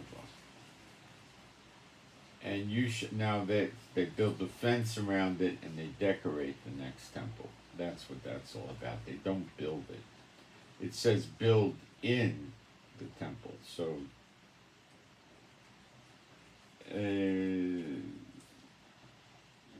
of the Lord. Well, it could be referencing the old temples, or Rubel's temple. Could be.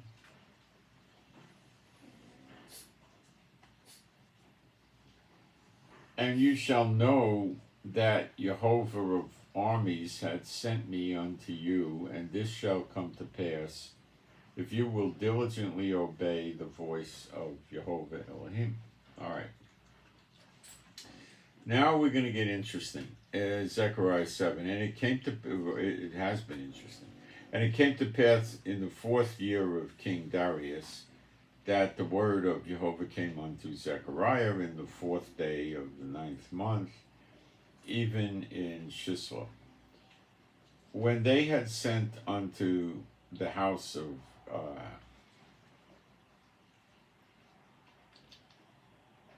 God,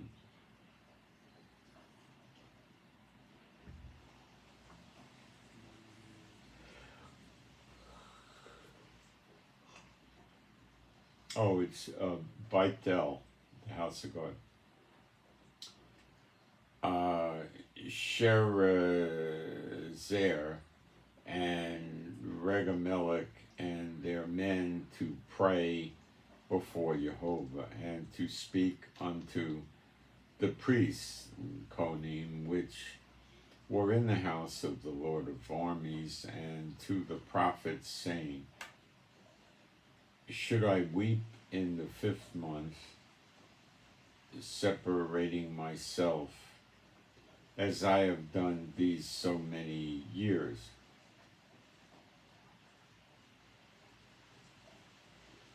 Then came the word of Jehovah of armies unto me, saying, speak unto all the people of the land, and to the priests, saying, when you fasted and mourned in the 5th and 7th month. See, they teach that, like Yom Kippur, for instance, that you're supposed to fast. That's not what you're supposed to do. You're supposed to challenge yourself, examine yourself. Have you been following the law in the way you treat other people and so forth?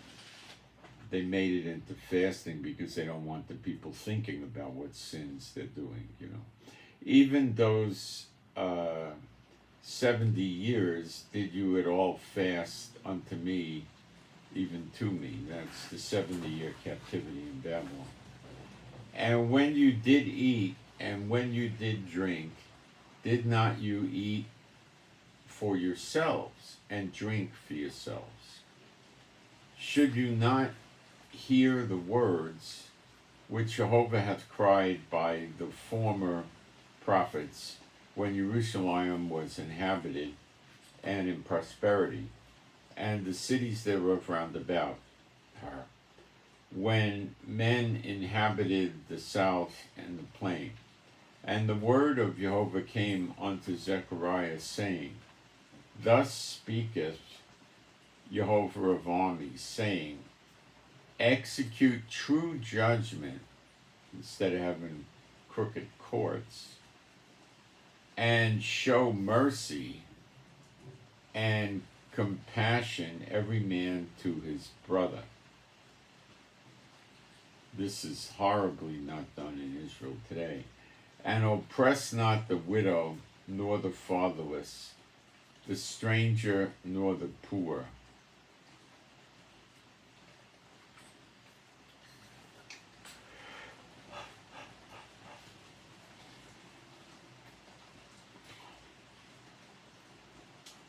And none of you,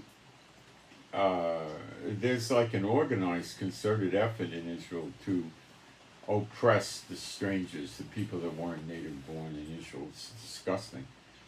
And let none of you imagine evil against his brother in your heart. But they refused to hearken and pulled away the shoulder and stopped their ears that they should not hear. Yea, they made their hearts as, so of course they stopped their ears. Eventually God stops their ears and blinds their eyes so they wouldn't turn to him and be healed, so they would go through the whole 2,000-year punishment. And they made their hearts, but since we're in year of recompenses, that punishment's about over. Yea, they made their hearts as an adamant stone, lest they should hear the law. And that's why he takes the heart of stone away and gives them a heart of flesh, with a new body. And the words which Jehovah of armies hath sent in his spirit by the former prophets, therefore came a great wrath from the Lord of armies. Therefore it is come to pass that as he cried, and they would not hear, so they cried, and I would not hear, saith Jehovah of hosts. They reap what they sow. But I scattered them with a whirlwind. So the whirlwind, the continually whirlwind of the Lord falling on the head of the wicked with pain till it accomplishes its purpose, can actually be something that he uses to put the nations in captivity, because it says they will go into captivity. The nations that he scattered the Israelites into, which is got to be over 100 nations. With a whirlwind among all the nations, which is Goyim, whom they knew not. Thus the land was desolate after them, that no man passed through nor returned, for they laid the pleasant land desolate. Well, that was 70 AD. You know, even when Mark Twain came here, he said it was pretty desolate, there was nothing here. They had some restaurants and boarding houses by the Jerusalem for people that wanted to make pilgrimages there, Muslims, Catholics, whatever. But it was basically just a wasteland. I've seen lithographic drawings of it, and it was like nothing there. Very, very few people living in Jerusalem, and in the surrounding areas less. Zechariah 8:1. Again the word of Jehovah of hosts came to me, saying, Thus saith Jehovah of hosts, I was jealous for Zion with a great jealousy, and I was jealous for her with great fury. Fury towards her, or fury towards the nations? Probably the nations. Thus saith Jehovah, I am returned unto Zion, and that's manifesting in the form of the glory of God of Israel, which is the angel that God put his name Jehovah in, unto Zion, and will dwell in the midst of Jerusalem, and Jerusalem shall be called the city of truth, and the mountain of Jehovah of armies, the holy mountain. That mountain is not here yet, it's Mount Sinai. It got taken down by armies many centuries ago. An army took it down. They just, I guess, used pickaxes and shovels and took it down to make sure there wouldn't be another temple. Yeah, right. Thus saith Jehovah of hosts, there shall yet old men and women dwell in the streets of Jerusalem, and every man with his staff in his hand for very age. So, eternal life is not yet here, or it's not yet on these people, probably not yet here.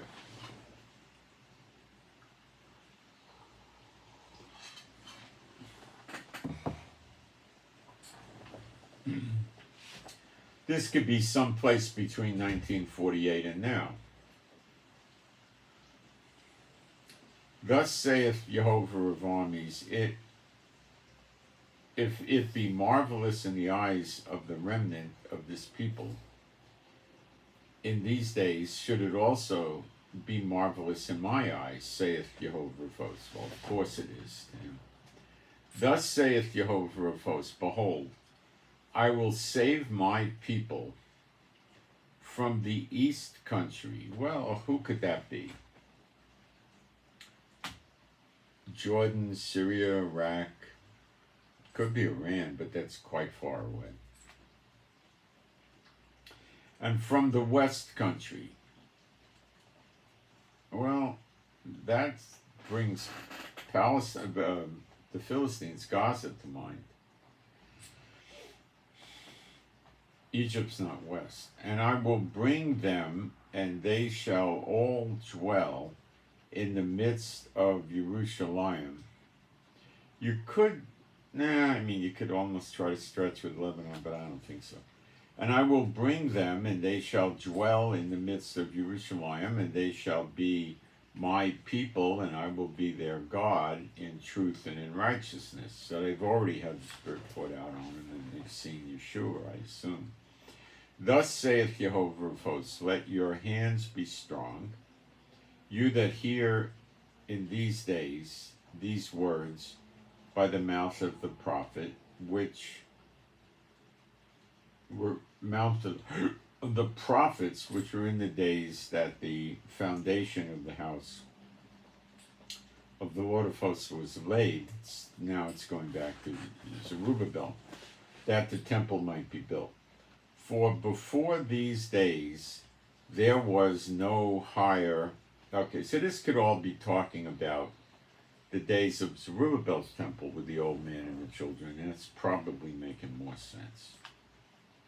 No higher nor any higher for beast, neither was there any peace to him that went out or came in, because of the affliction, for I set all men, every one against his neighbor.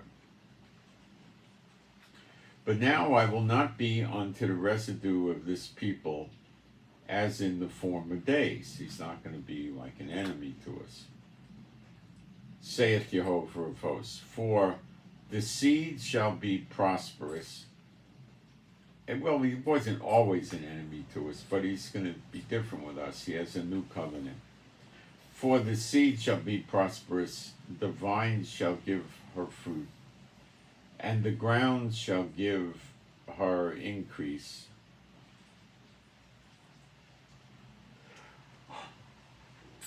And the heavens shall give their due, and I will cause the remnant of this people to possess all these.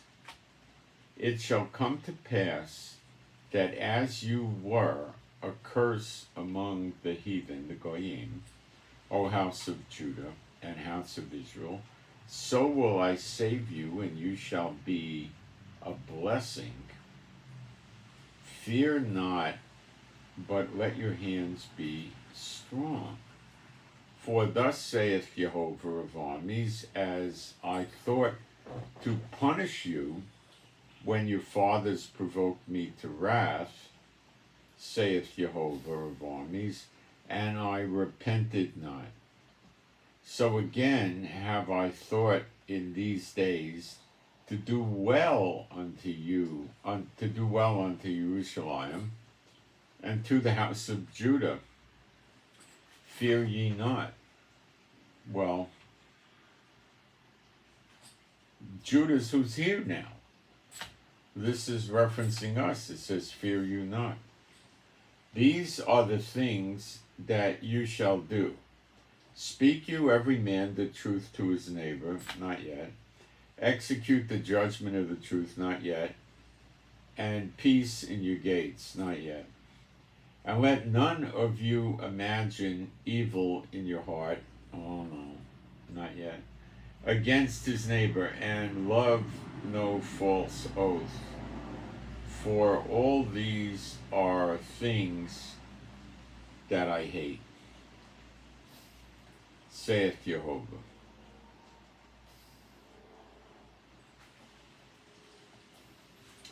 And the word of Jehovah of armies came unto me, saying, Thus saith Jehovah of armies, the fast of the 4th month, and the fast of the 5th, and the fast of the 7th, and the fast of the 10th shall be to the house of Judah joy and gladness and cheerful feasts. Therefore, love the truth and peace. I think he's talking about what the Talmudic rabbis imposed on the people.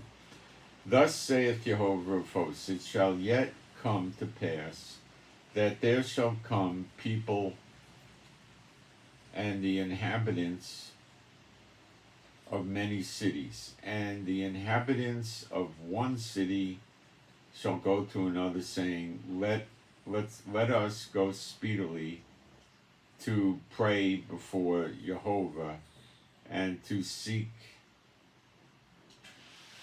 Jehovah of armies. I will go also. Yea, many people and strong nations shall come to seek Jehovah of armies in Jerusalem, that's the temple, and to pray before Jehovah. Thus saith Jehovah of hosts, in those days it shall come to pass, 10 men shall take hold out of all languages, so these are foreigners not speaking Hebrew, of the nations, of the Goyim, heathen, even shall take hold of the skirt. It doesn't say skirt, it says the kanaf, the extremities, the borders of the garment. That's where the tzitzit are. So basically they're grabbing the tzitzit or the tassels. That it take hold of the kanaf of him that is a Jew, saying, and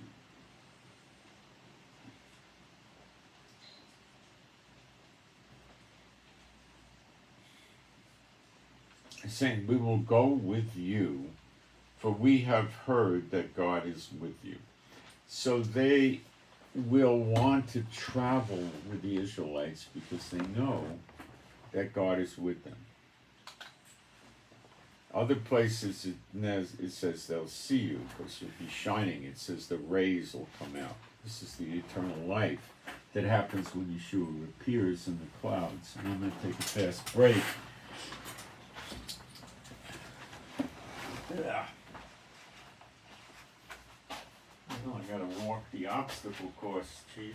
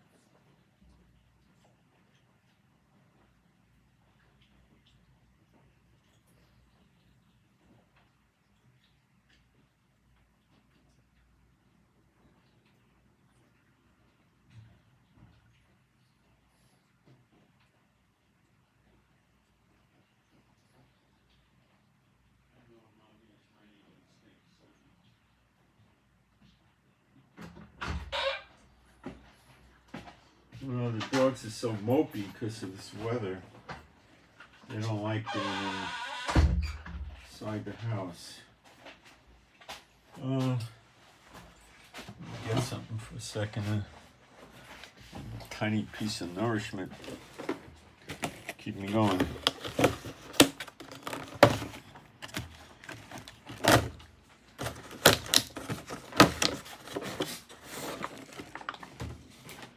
All right.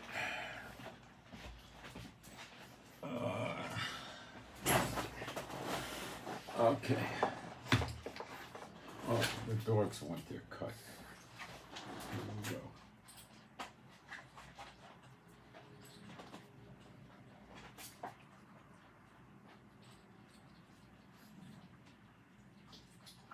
I got my partners here, the dogs.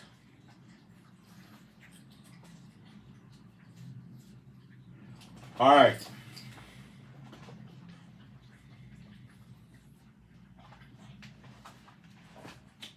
Now we're in Zechariah 10. Ask you of Jehovah rain in the time of the latter rain. So Jehovah shall make bright clouds and give them showers of rain to every one grass in the field. For the idols have spoken vanity, and the diviners have seen a lie.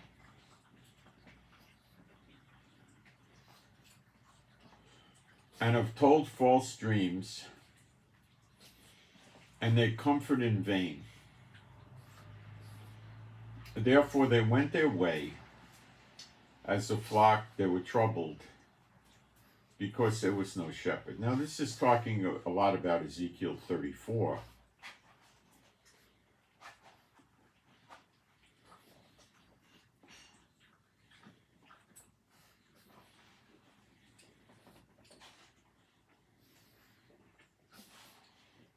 Mine anger was kindled against the shepherds,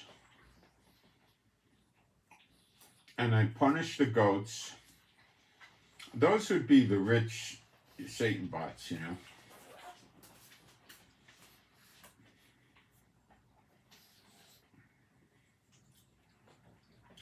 Punish the goats, for Jehovah of hosts hath visited his flock, the house of Judah. Now, the 10 tribes are not yet back. You got to understand that that's like a now thing.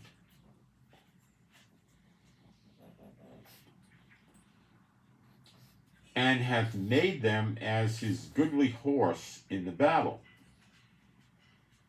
Speaking of war. Out of him came forth the corner, out of him the nail, out of him the battle bow, out of him every oppressor together.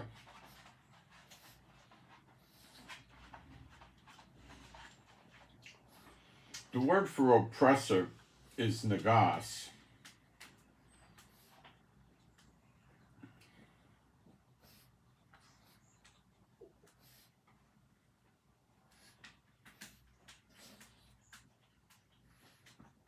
Could be a workman. It's kind of hard to put that into English.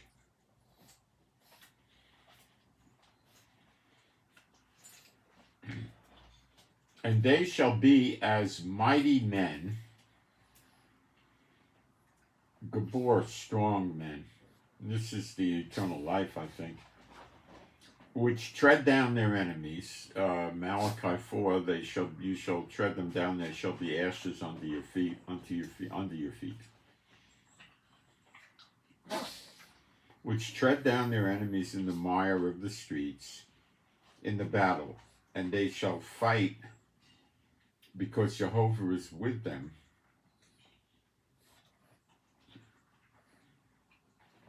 And the riders of horses shall be confounded.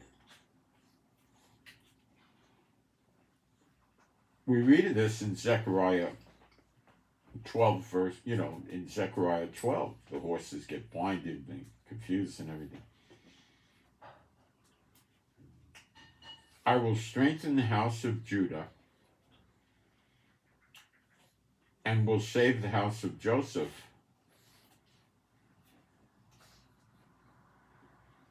And I will bring them again, this is the second Exodus, to place them, for I have mercy upon them. I am returned to Jerusalem with mercy.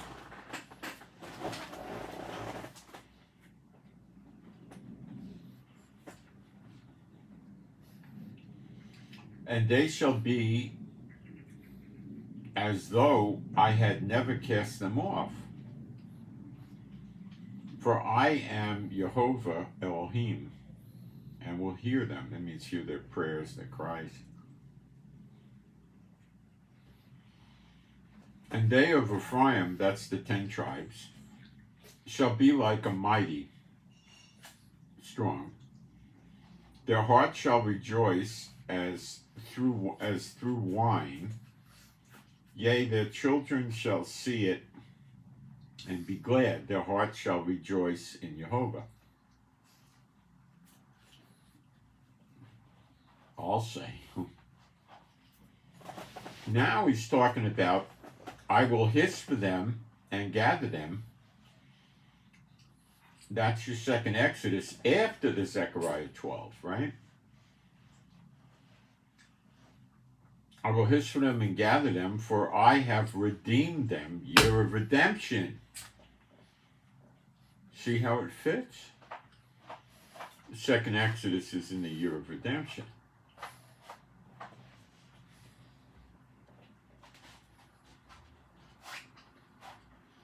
And they shall increase as they have increased. So be fruitful and multiply.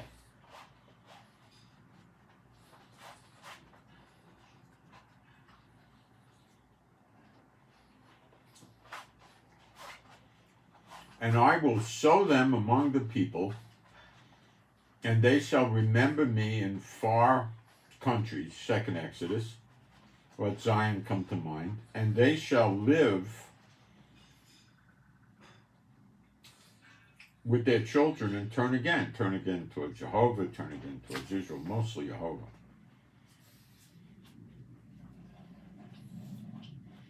I will bring them again also out of the land of Egypt and gather them out of Assyria. See, it's thought that many of the lost tribes are probably running around as Muslims because many generations ago they had forced conversion and they don't know who they are.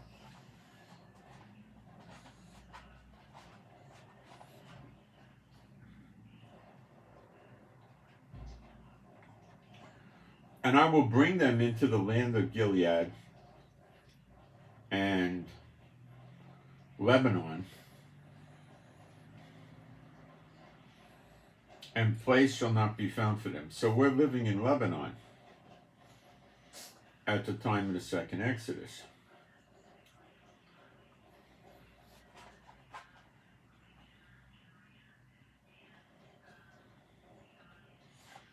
Gilead is, I believe, Jordan.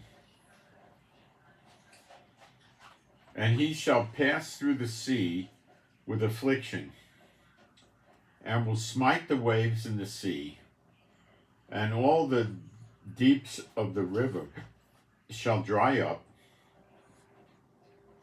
and the pride of Assyria, this could be the Euphrates maybe, shall be brought down, and the scepter of Egypt shall depart away.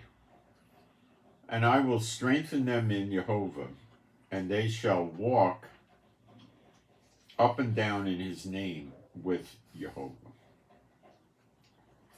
11. Open thy doors, O Lebanon, that the fire may devour thy cedars. Well, we're probably on the verge of this. It's already begun. Howl, fir tree, for the cedar is fallen, because the mighty are spoiled. Howl, O ye oaks of Bashan, for the forest of the vintage is come down. There is a voice, the howling of the shepherds. This is already happening in Lebanon. For their glory is spoiled. A voice of the roaring of young lions. For the pride of Jordan is spoiled. Well, Jordan gets it after. I don't know how much after, but they get it.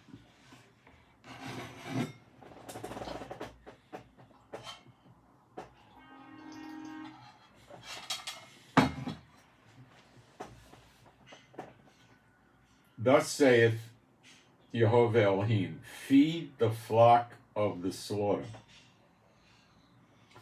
whose possessors slay them, and hold themselves not guilty. These are our enemies. Okay, they kill Jews and they glorify. They don't think it's anything wrong. And they that sell them say, blessed be Jehovah, for I am rich.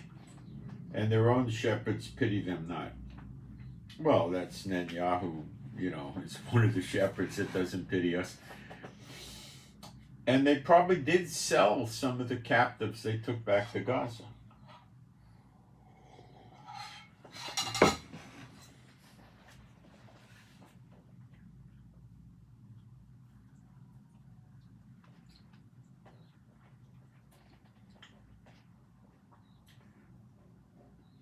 For I will no more pity the inhabitants of the land, saith Jehovah. But lo, I will deliver the men, every one into his neighbor's hand.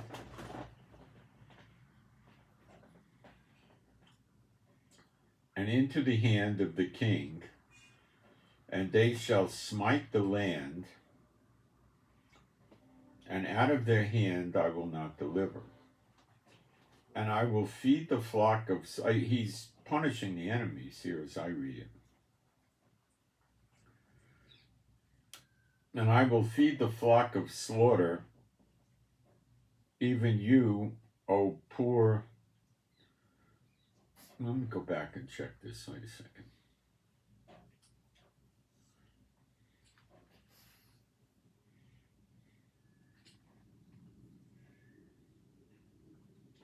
For I will no more pity the inhabitants of the land, saith the Lord.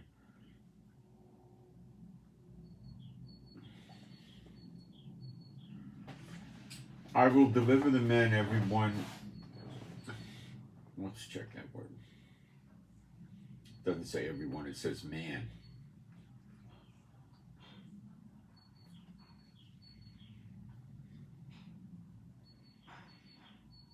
Into his neighbor's hand. Now that could have happened in Gaza on October 7th. Or it could be a throwback that it passed. And into the hand of the king they shall smite the land. And out of their hand I will not deliver. I don't think this, I think this is talking about the past. Long past, far away past. And I will feed the flock of slaughter, even you, O poor of the flock. And I took me 2 staves. The one is called beauty, and the other is called bands. And I fed the flock. 3 shepherds also I cut off in 1 month. And my soul loathed them, and their soul also abhorred me. Then said I will not feed you that dieth, let it die, and that is to be cut off, let it be cut off, and let the rest eat, every one the flesh of another. Nah, that's probably 70 AD. And I took my staff, even that's the Roman attack on Jerusalem and Israel. And I took my staff, even beauty, and cut it asunder, that I might break my covenant which I had made with all the people. And it was broken in that day, so the poor of the flock that waited upon me knew that it was the word of Jehovah, and said unto them, you think good, give me my price, and if not, forbear. So they weighed for my price 30 pieces of silver, and Jehovah said unto me, cast it unto the potter, a goodly price that was prized of them. And I took the 30 pieces of silver and cast them to the potter in the house of the Lord. Well, that happened already with Yeshua and where did I get lost? Okay. Judas. Then I cut asunder mine other staff, even bands, that I might break the brotherhood between Judah and Israel. This is the dividing into the, the 2 nations. And Jehovah said unto me, take unto thee yet the instruments of a foolish shepherd. For lo, I will raise up a shepherd in the land, which shall not visit those that be cut off, neither shall seek the young one, nor heal that is broken, nor feed that standeth, but he shall eat the flesh of the fat and tear the cloths to pieces. This is the government of Israel now, 1948 forward.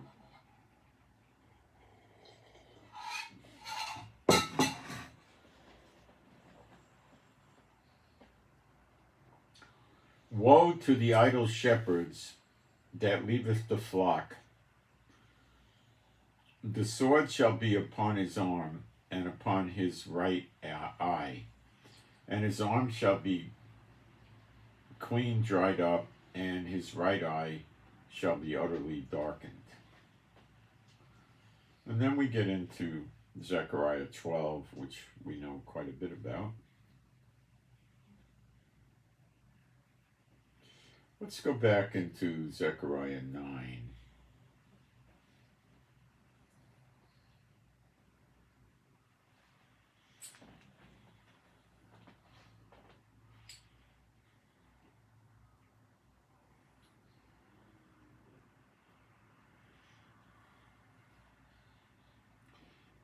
Verse 1. The burden of the word of the Lord in the land of Hadrach and Damascus.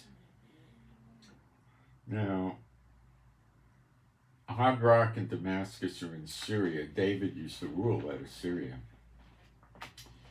And then they add the word shall be. And then what it says, the rest. The word for rest, menucha,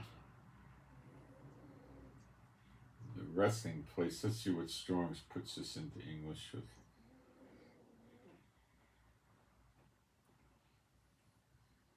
Peacefully or consolation, okay.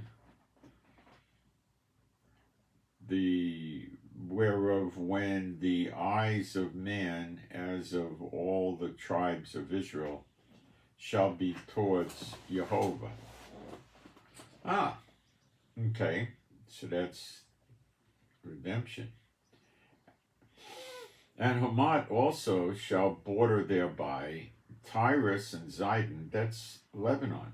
Tyrus, Hamath is Syria. Tyrus, and there's no TH sound in Hebrew. Tyrus and Zidon are in Lebanon, though it be very wise. And Tyrus did build herself a stronghold, and heaped up silver as the dust, and fine gold as the mire of the streets. Behold, Jehovah will cast her out, and he will smite her power in the sea, and she shall be devoured with fire. Lebanon, open up your doors, let the cedars of Lebanon burn. You see it? Ashkelon shall see it and fear. Now, Ashkelon's to the north of Gaza in Israel. Ashkelon and Ashdod have been devastated by the rockets from Hamas recently, in the last 3 months or so. Ashkelon shall see it and fear. Gaza also shall see it and be very sorrowful. So Gaza still exists while we hit Lebanon. So this peace deal, you're going to like this, may get legs. And we leave Gaza and then go up and hit Lebanon. But Gaza gets it. Gaza shall also see it and be very sorrowful. And Ekron, now Ekron is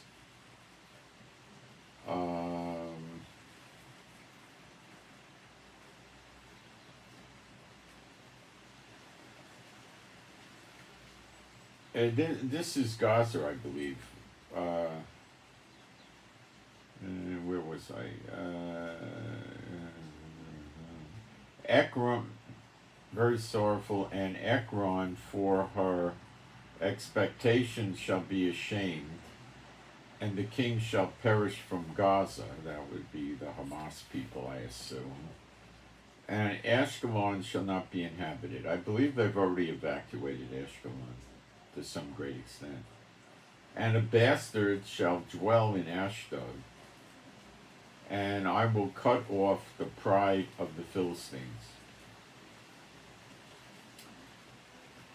And I will take away his blood out of his mouth, and his abominations from between his teeth.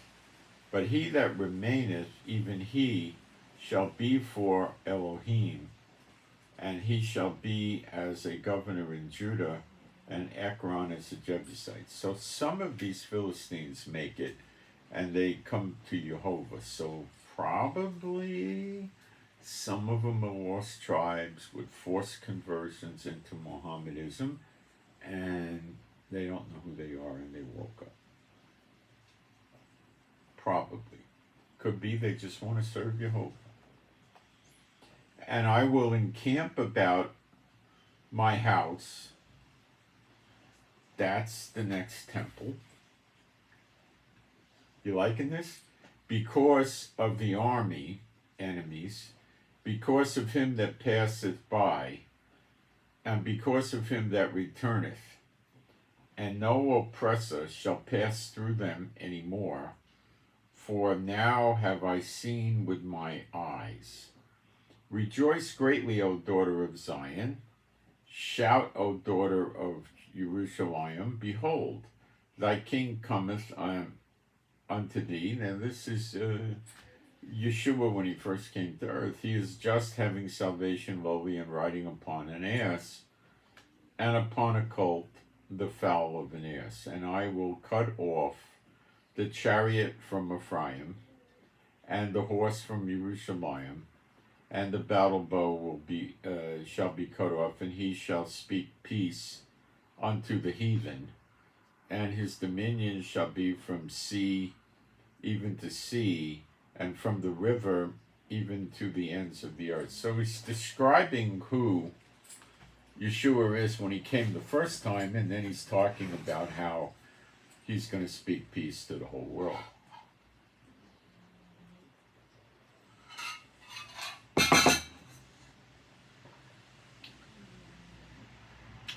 That would be the millennium, because there's no Satan running around during the millennium. As for thee also, by the blood of thy covenant, have I set forth thy prisoners out of the pit, wherein is no water. Okay. The beggar and the rich man, the beggar sits outside the gates, eats the crumbs off his table, the remnants, what they didn't eat. And the dogs come and lick his sores. They both die. The beggar's in Abraham's bosom in paradise. The rich guy's in the bad place, Sheol. He looks across a chasm, starts talking to Abraham, and asks him to send the beggar over there to dip his finger in water and put it on his tongue because it's very dry where he is. That's the place Yeshua went to preach to them when he was out of his body for those 3 days. I have sent forth thy prisoners out of the pit wherein is no water. Now that's not, a Russian prison or Alcatraz or Sing Sing or whatever. Because you can't have a prison without water, they'd be dead in 3 days. Okay, this is what he's talking about. Turn you to the stronghold, that's Israel. You prisoners, that's the redeemed, restored Israel. Come back to Israel. You prisoners of hope, they have the hope because Yeshua preached to them when he was out of his body. Even today do I declare that I will render double unto thee. So they come back to Israel, they get resurrected from the dead, and they get the double portion. That's Ezekiel 37, plain and simple. When I have bent Judah for me, filled the bow with Ephraim, and caused thy sons, O Zion, and raised thy sons, O Zion, against thy sons, O Greece, and made thee as the sword of a mighty man. This is probably eternal life. Man, Ephraim's not back yet. That's the 10 tribes. And far as I know, it stands for the 10 tribes.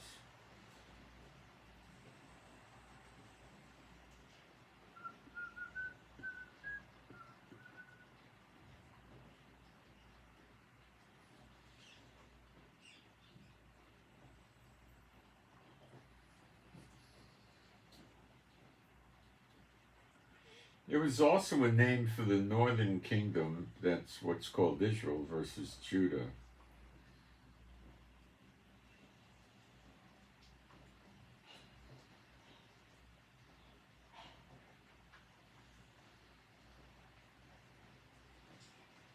It means double fruit, by the way, double portion, double fruit.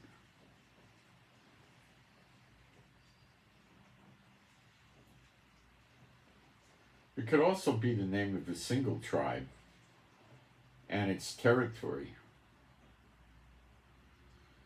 So it doesn't necessarily have to mean the 10 tribes. But I do not believe Ephraim is here now. And when it says the bow with Ephraim, it doesn't mean land.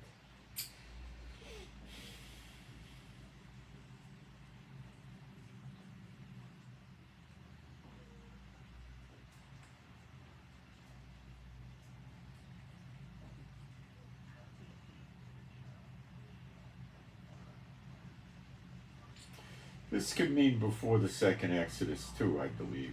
I believe it is before. So the meaning for Ephraim is probably different. It could mean the land they had. I'm not sure on this. It has alternatives. But it appears that this is pre-second Exodus. And the Lord shall be seen over them. He shall appear in the clouds, sitting on the right hand of power, as lightning from the east to the west. And his arrows shall go forth as the lightning. And Adonai Jehovah shall blow the trumpet, and shall go with whirlwinds of the south. And Jehovah of hosts shall defend them, and they shall devour and subdue with sling stones. This is the new body, and we're using sling stones. The old feeble people will be as David. Who used the sling stone? David. That's in Zechariah 12.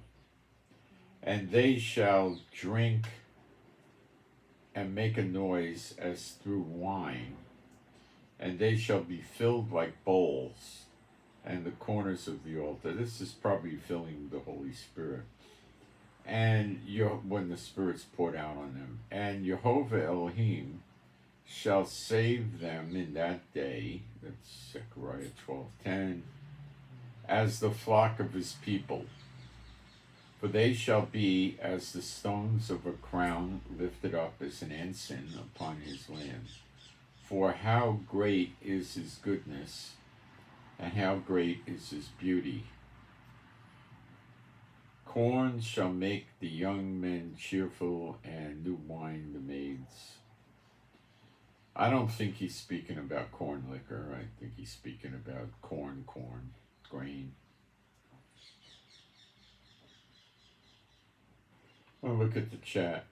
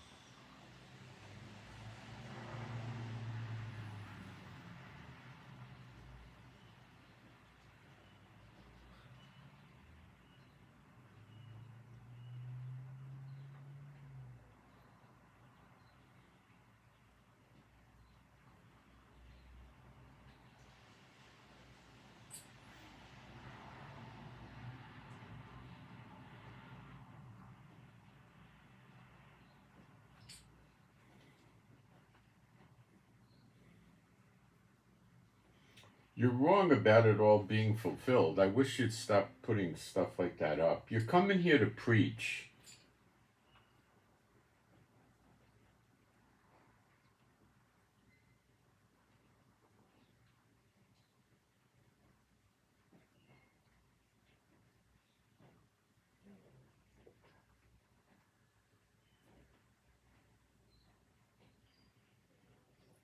You're saying they destroyed Gaza in the past. But we're not talking about the past. We're talking about the current times. Look, if you want to preach, don't do it here.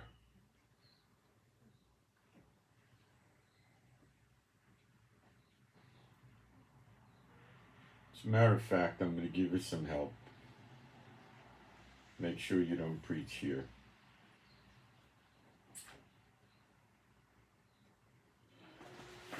You want to preach? Go find your own vehicle. Don't use mine. I warned you several times. Enough's enough. You don't preach correctly.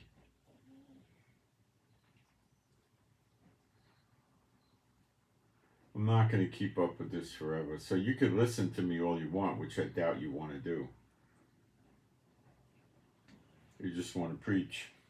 So, don't need you. Okay. So we could see that Lebanon may get it before Gaza. It looks that way. So there can be some sort of peace settlement with Gaza, Hamas, and then we turn to Lebanon.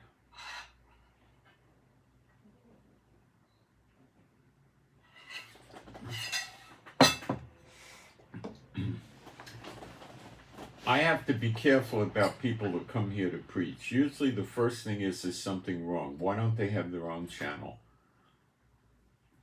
They think usually they have a message and they're going to go around to me and other people and correct their messages and teach and this and that. Well, they're trying to build on another man's work, which Paul talked against. That's what they're doing, okay?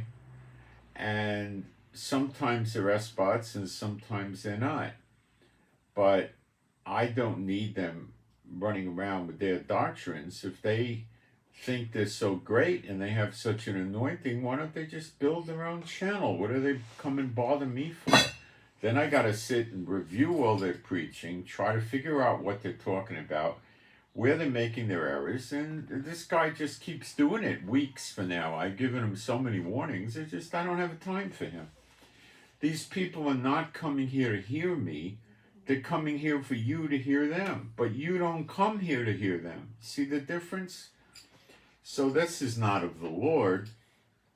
So I get rid of them. It's just too much aggravation. And they preach falsely. And then I got to worry about you guys getting deceived by them, which is my responsibility because I have the controls. So I have to get rid of them, that's all. But if they really want to hear me, which I seriously doubt they do, they would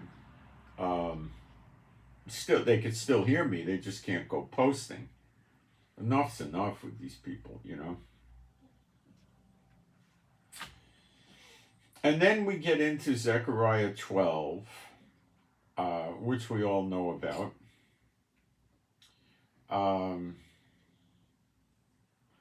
Which is, you know, the progression. We covered that. It's the same, you know, there's just one big battle.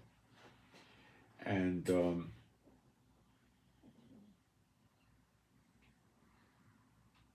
a lot of people are going to be destroyed.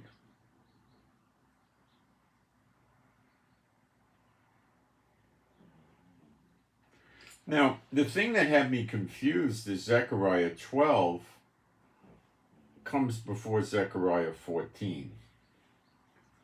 So I figured it was a preceding battle. But, you know, it need not be that way.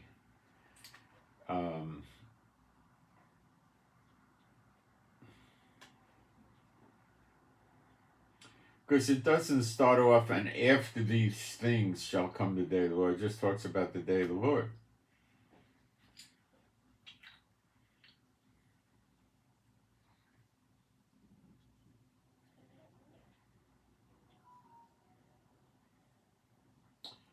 So,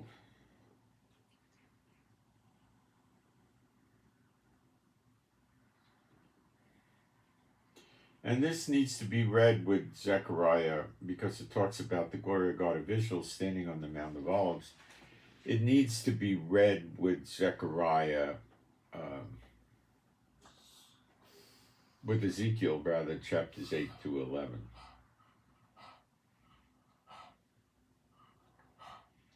And then it needs to be read with, pick it up at Ezekiel 43 when the glory of God of Israel returns to the temple. So, these things are not easy. I've, had to work through them for a long time. They're not that easy to do, and they're difficult. So, I think let me read my notes. I think I covered what I intended to.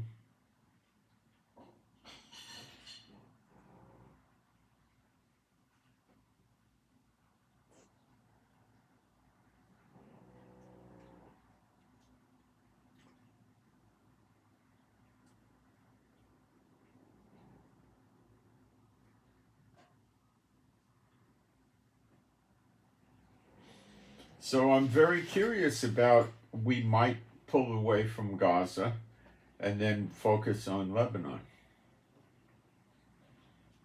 It's a possibility. So, I hope you guys enjoyed this. I went fast, but we got through it. And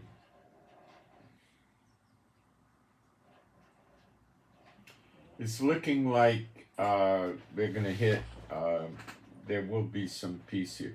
See, I don't see Israel getting destroyed. The house is getting all blown up, and the streets and everything like that. And then we're rebuilding. It's more like we'll move into the houses we didn't build. See, when the 2/3 get cut off, they're the fat cats, the rich ones, and we'll have their houses. You'll have no mortgage, none of that. You'll have land, it's just.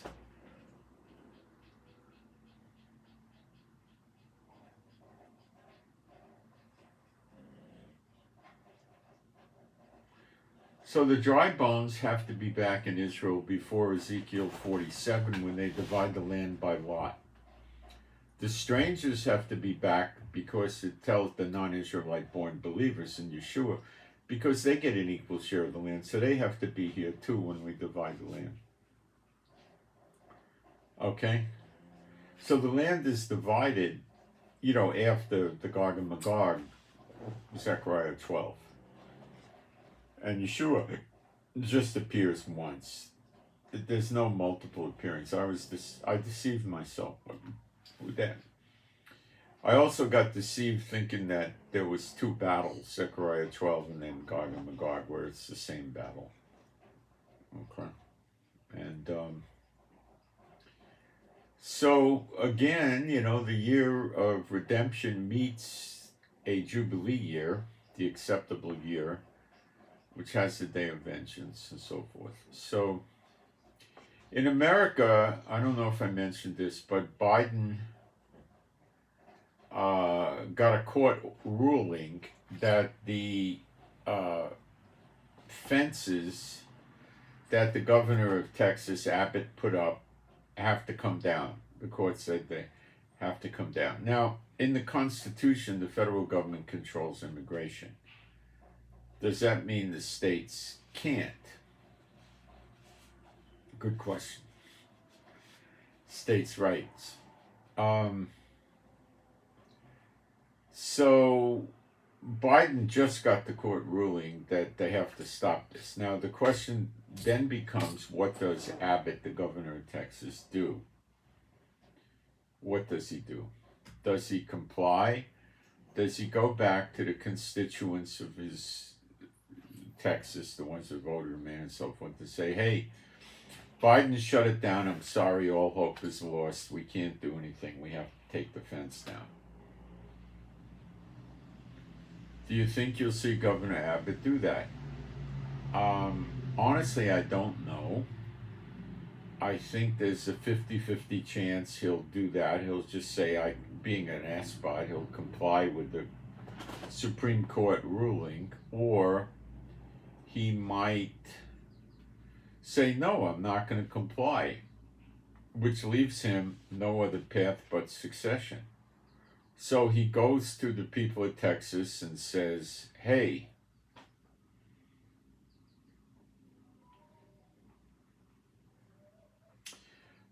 do you want to be overrun with illegal aliens, or would you like to succeed from the United States? Now, the succession isn't going to be the kind of succession that you see where they petition the federal government for permission to leave. It's going to be like the Civil War days. They're just going to say, we're out. And then Biden will rise up against them. Now, mind you, Biden wants this type of revolution. This is part of the snare against America that he's working for the beast. That's your open borders. And the scriptures in Jeremiah 50:51 tell us ruler against ruler. So this is what I believe we're going to see. Now, I don't know how Abbott's going to play it. I don't know yet. Okay?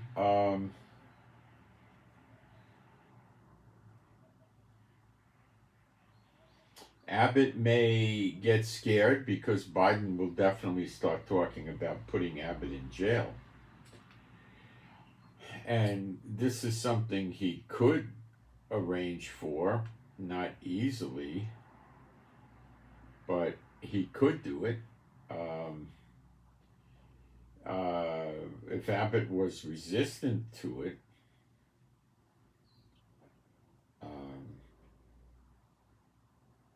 you know. Now, Arkansas sent their National Guard to help Texas block the border. Now, Arkansas is in the northeast corner of Texas. They have a common border. See, let's talk succession, because I studied this many years ago when it looked like there were movements to overthrow the government and succeed. To do this succession, you need to have access to another country like Canada or an ocean, because you need to be able to land airplanes in your new country that you form and be able to ship and receive things by sea, or America will cut you off. So Arkansas doesn't qualify, but by helping Texas, they could merge together as Texasaw or something like that, and make a one nation, or two independent nations that are allied together, and they could access the ocean through Texas, and airplanes could come into Arkansas from Texas. Oklahoma, I don't know how likely of a candidate they are for this, but they could join in. But I don't know what's going on over there. I have a suspicion they might go for this. Louisiana, I'm not optimistic about, from what I know. New Mexico and Arizona have a very bad problem with the immigration. New Mexico, I don't know what their deal is. Arizona could decide they like being with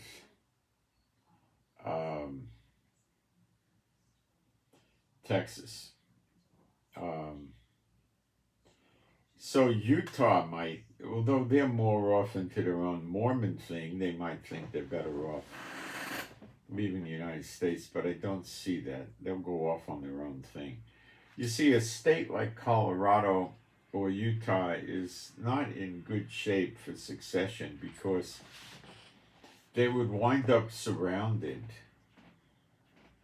by states that are still in the Union, in the federal government, and they could close their air traffic to them, and they could close borders, and they'd be stuck.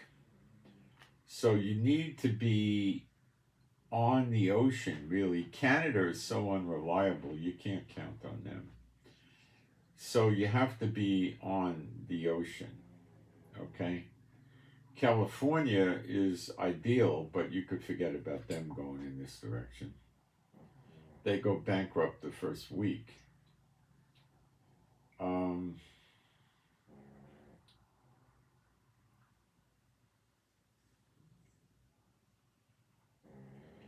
Kansas has a border.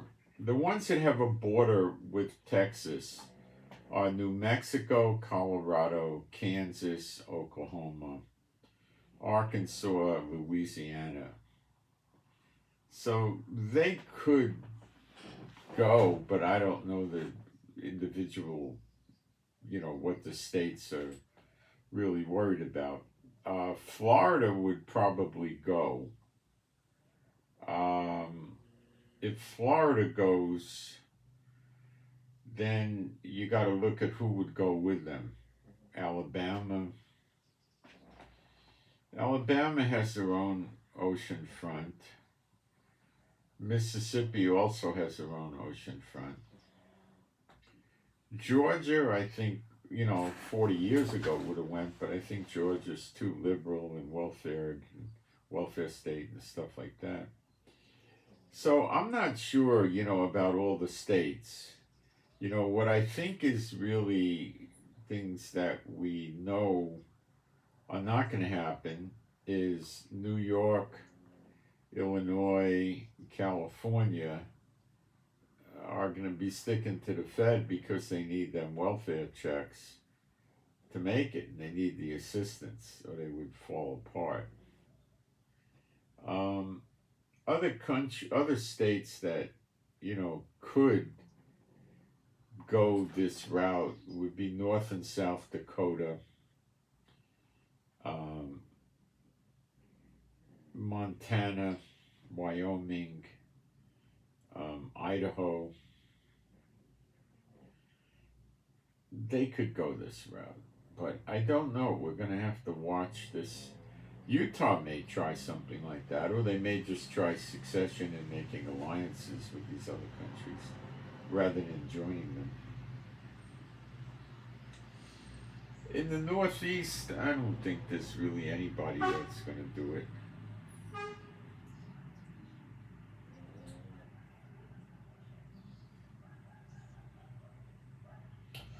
It's very difficult to figure out. The states located near the Mexico border are the most likely to go, but not California. Nevada, I doubt it because they wouldn't fit in with anybody. It's just a corrupt, dirty place.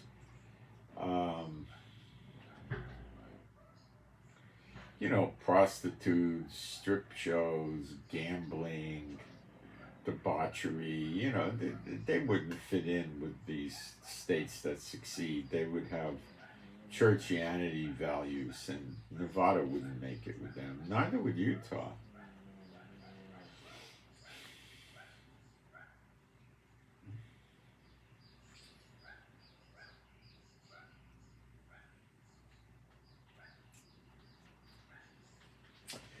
So Biden could be getting ready to encourage Texas to rebel, and that could be a prearranged arrangement too. That could be Abbott's role in the snare.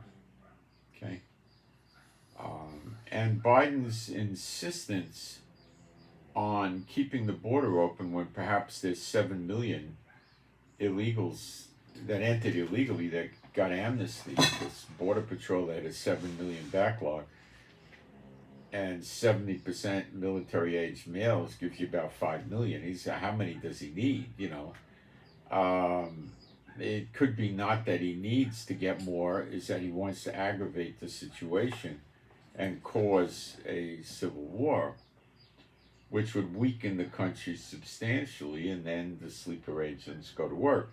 If that doesn't work, then the sleeper agents will go to work to weaken the country, and then they'll hit the military bases after the country's weakened, or perhaps before.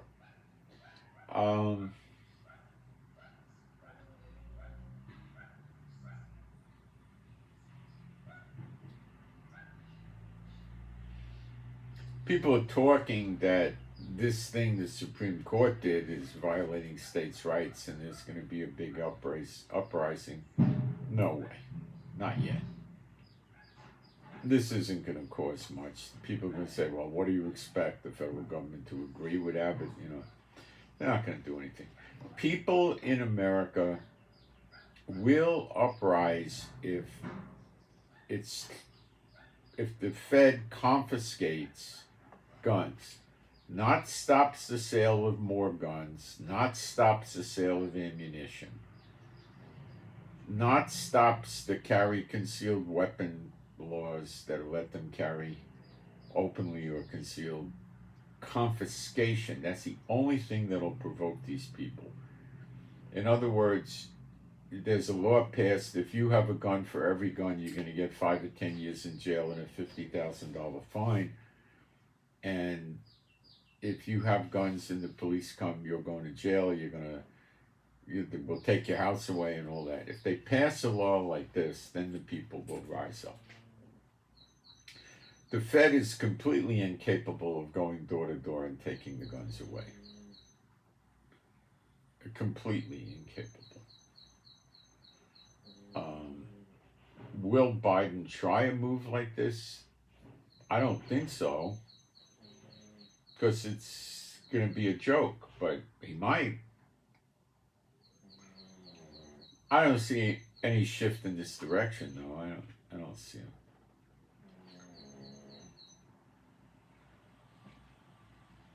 The border does it. You don't need that. He's got it already. He doesn't need to do something like this. He's got to make everything look plausible and real, or, it's not going to work for him.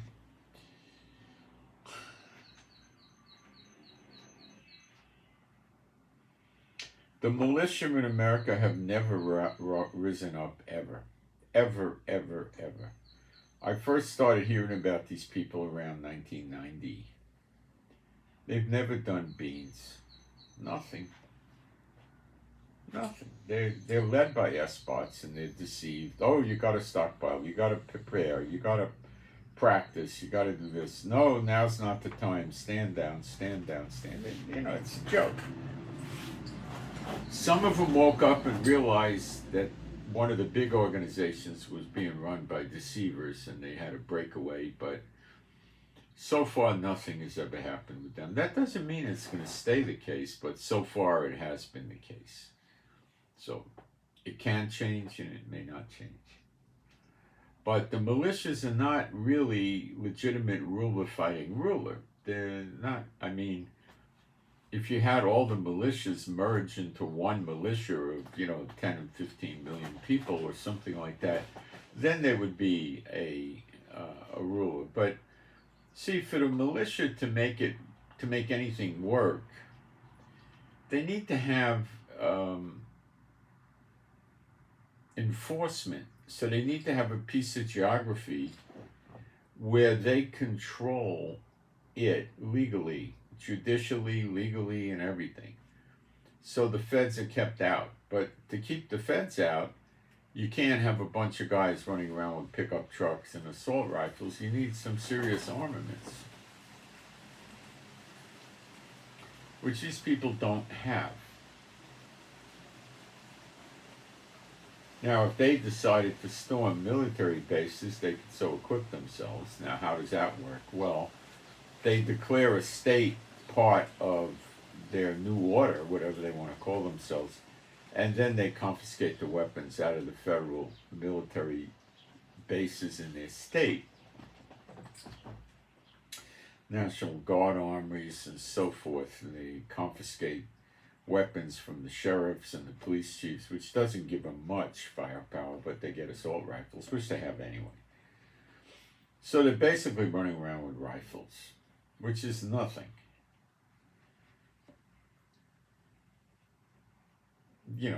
So, where are you going with it? It's... Succession is the answer, really. And the Governor Abbott of Texas was emerging as a leader. Arkansas only hooked their wagon to him. So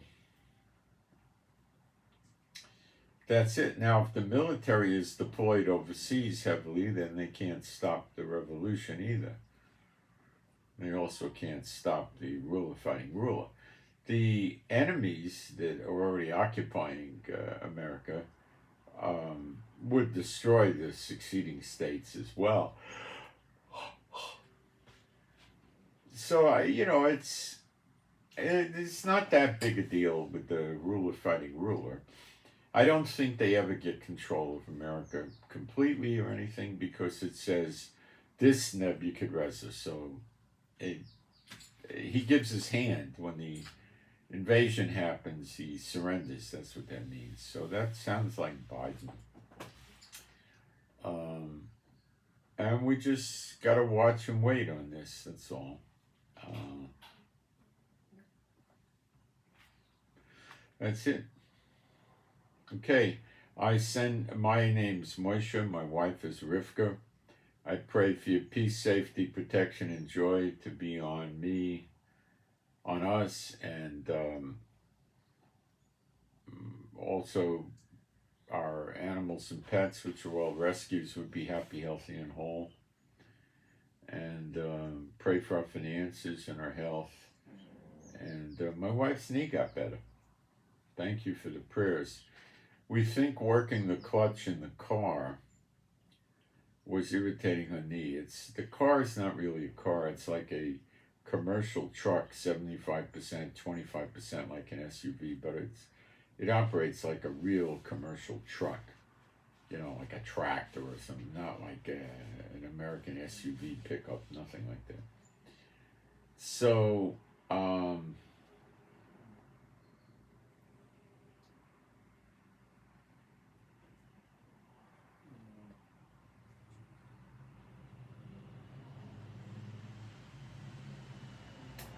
we got to get another car, so we're trying to figure out how to do that. Right now, she has a rented car to go do the barley inspections to see how that's going. But she can't do much now with all this rain, which could continue this week and next week, because she rented an SUV, a civilized one with automatic, and it might get stuck in the mud, and she's in some back field someplace stuck in the mud, and the wars are going on, and terrorists. Not a great idea. So this is sort of a problem. Okay.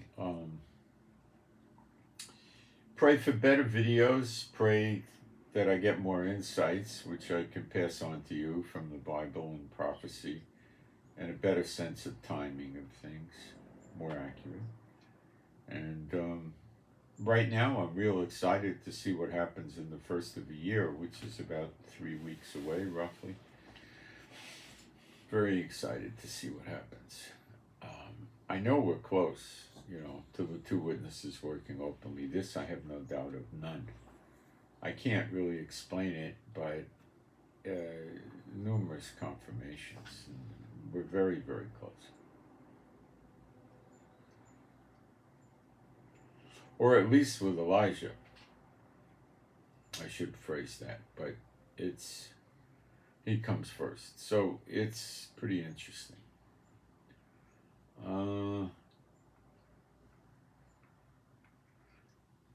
I couldn't come up with anything conclusive on Joshua the high priest, but I'll keep praying about it and see if the Lord shows me stuff. I don't know.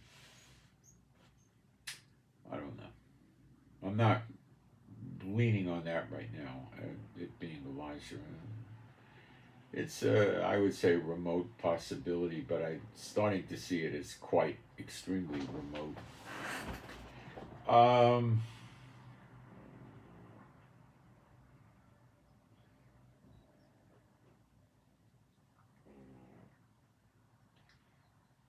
We could say Apostle John is just still living these 2,000 years because God enabled it to be so, or we could say he had eternal life. I tend to opt for the eternal life. I don't know if it's really true where they put him in a vat of boiling oil or burning oil, and they tried to cook him, and he didn't cook. He just sat in the vat, and then he got out. They let him out, and then they didn't know what to do with him, so they just left him alone. It's not in the Bible, but it's widely reported, so I don't know. If it's true, I would call it eternal life. But again, God could have just miraculously intervened in a cauldron of oil. I don't know. You know, we'll find out soon enough. And I think we'll have the seven thunders when he emerges openly, and that'll help us tremendously with prophecy. We don't even know what in the world we're going to learn from the seven thunders, but it ought to be pretty rich, I think. Or God wouldn't have had it sealed up.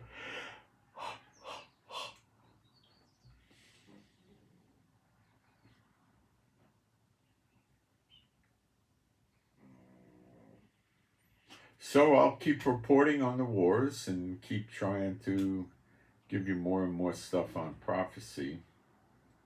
And I send my shalom to all those who love Yeshua HaMashiach. Thank you for the offerings. Much appreciated. Seriously, much appreciated. And I'm out. Thanks. Let's see how many minutes. Oh, I went over 3 hours. I hate doing that.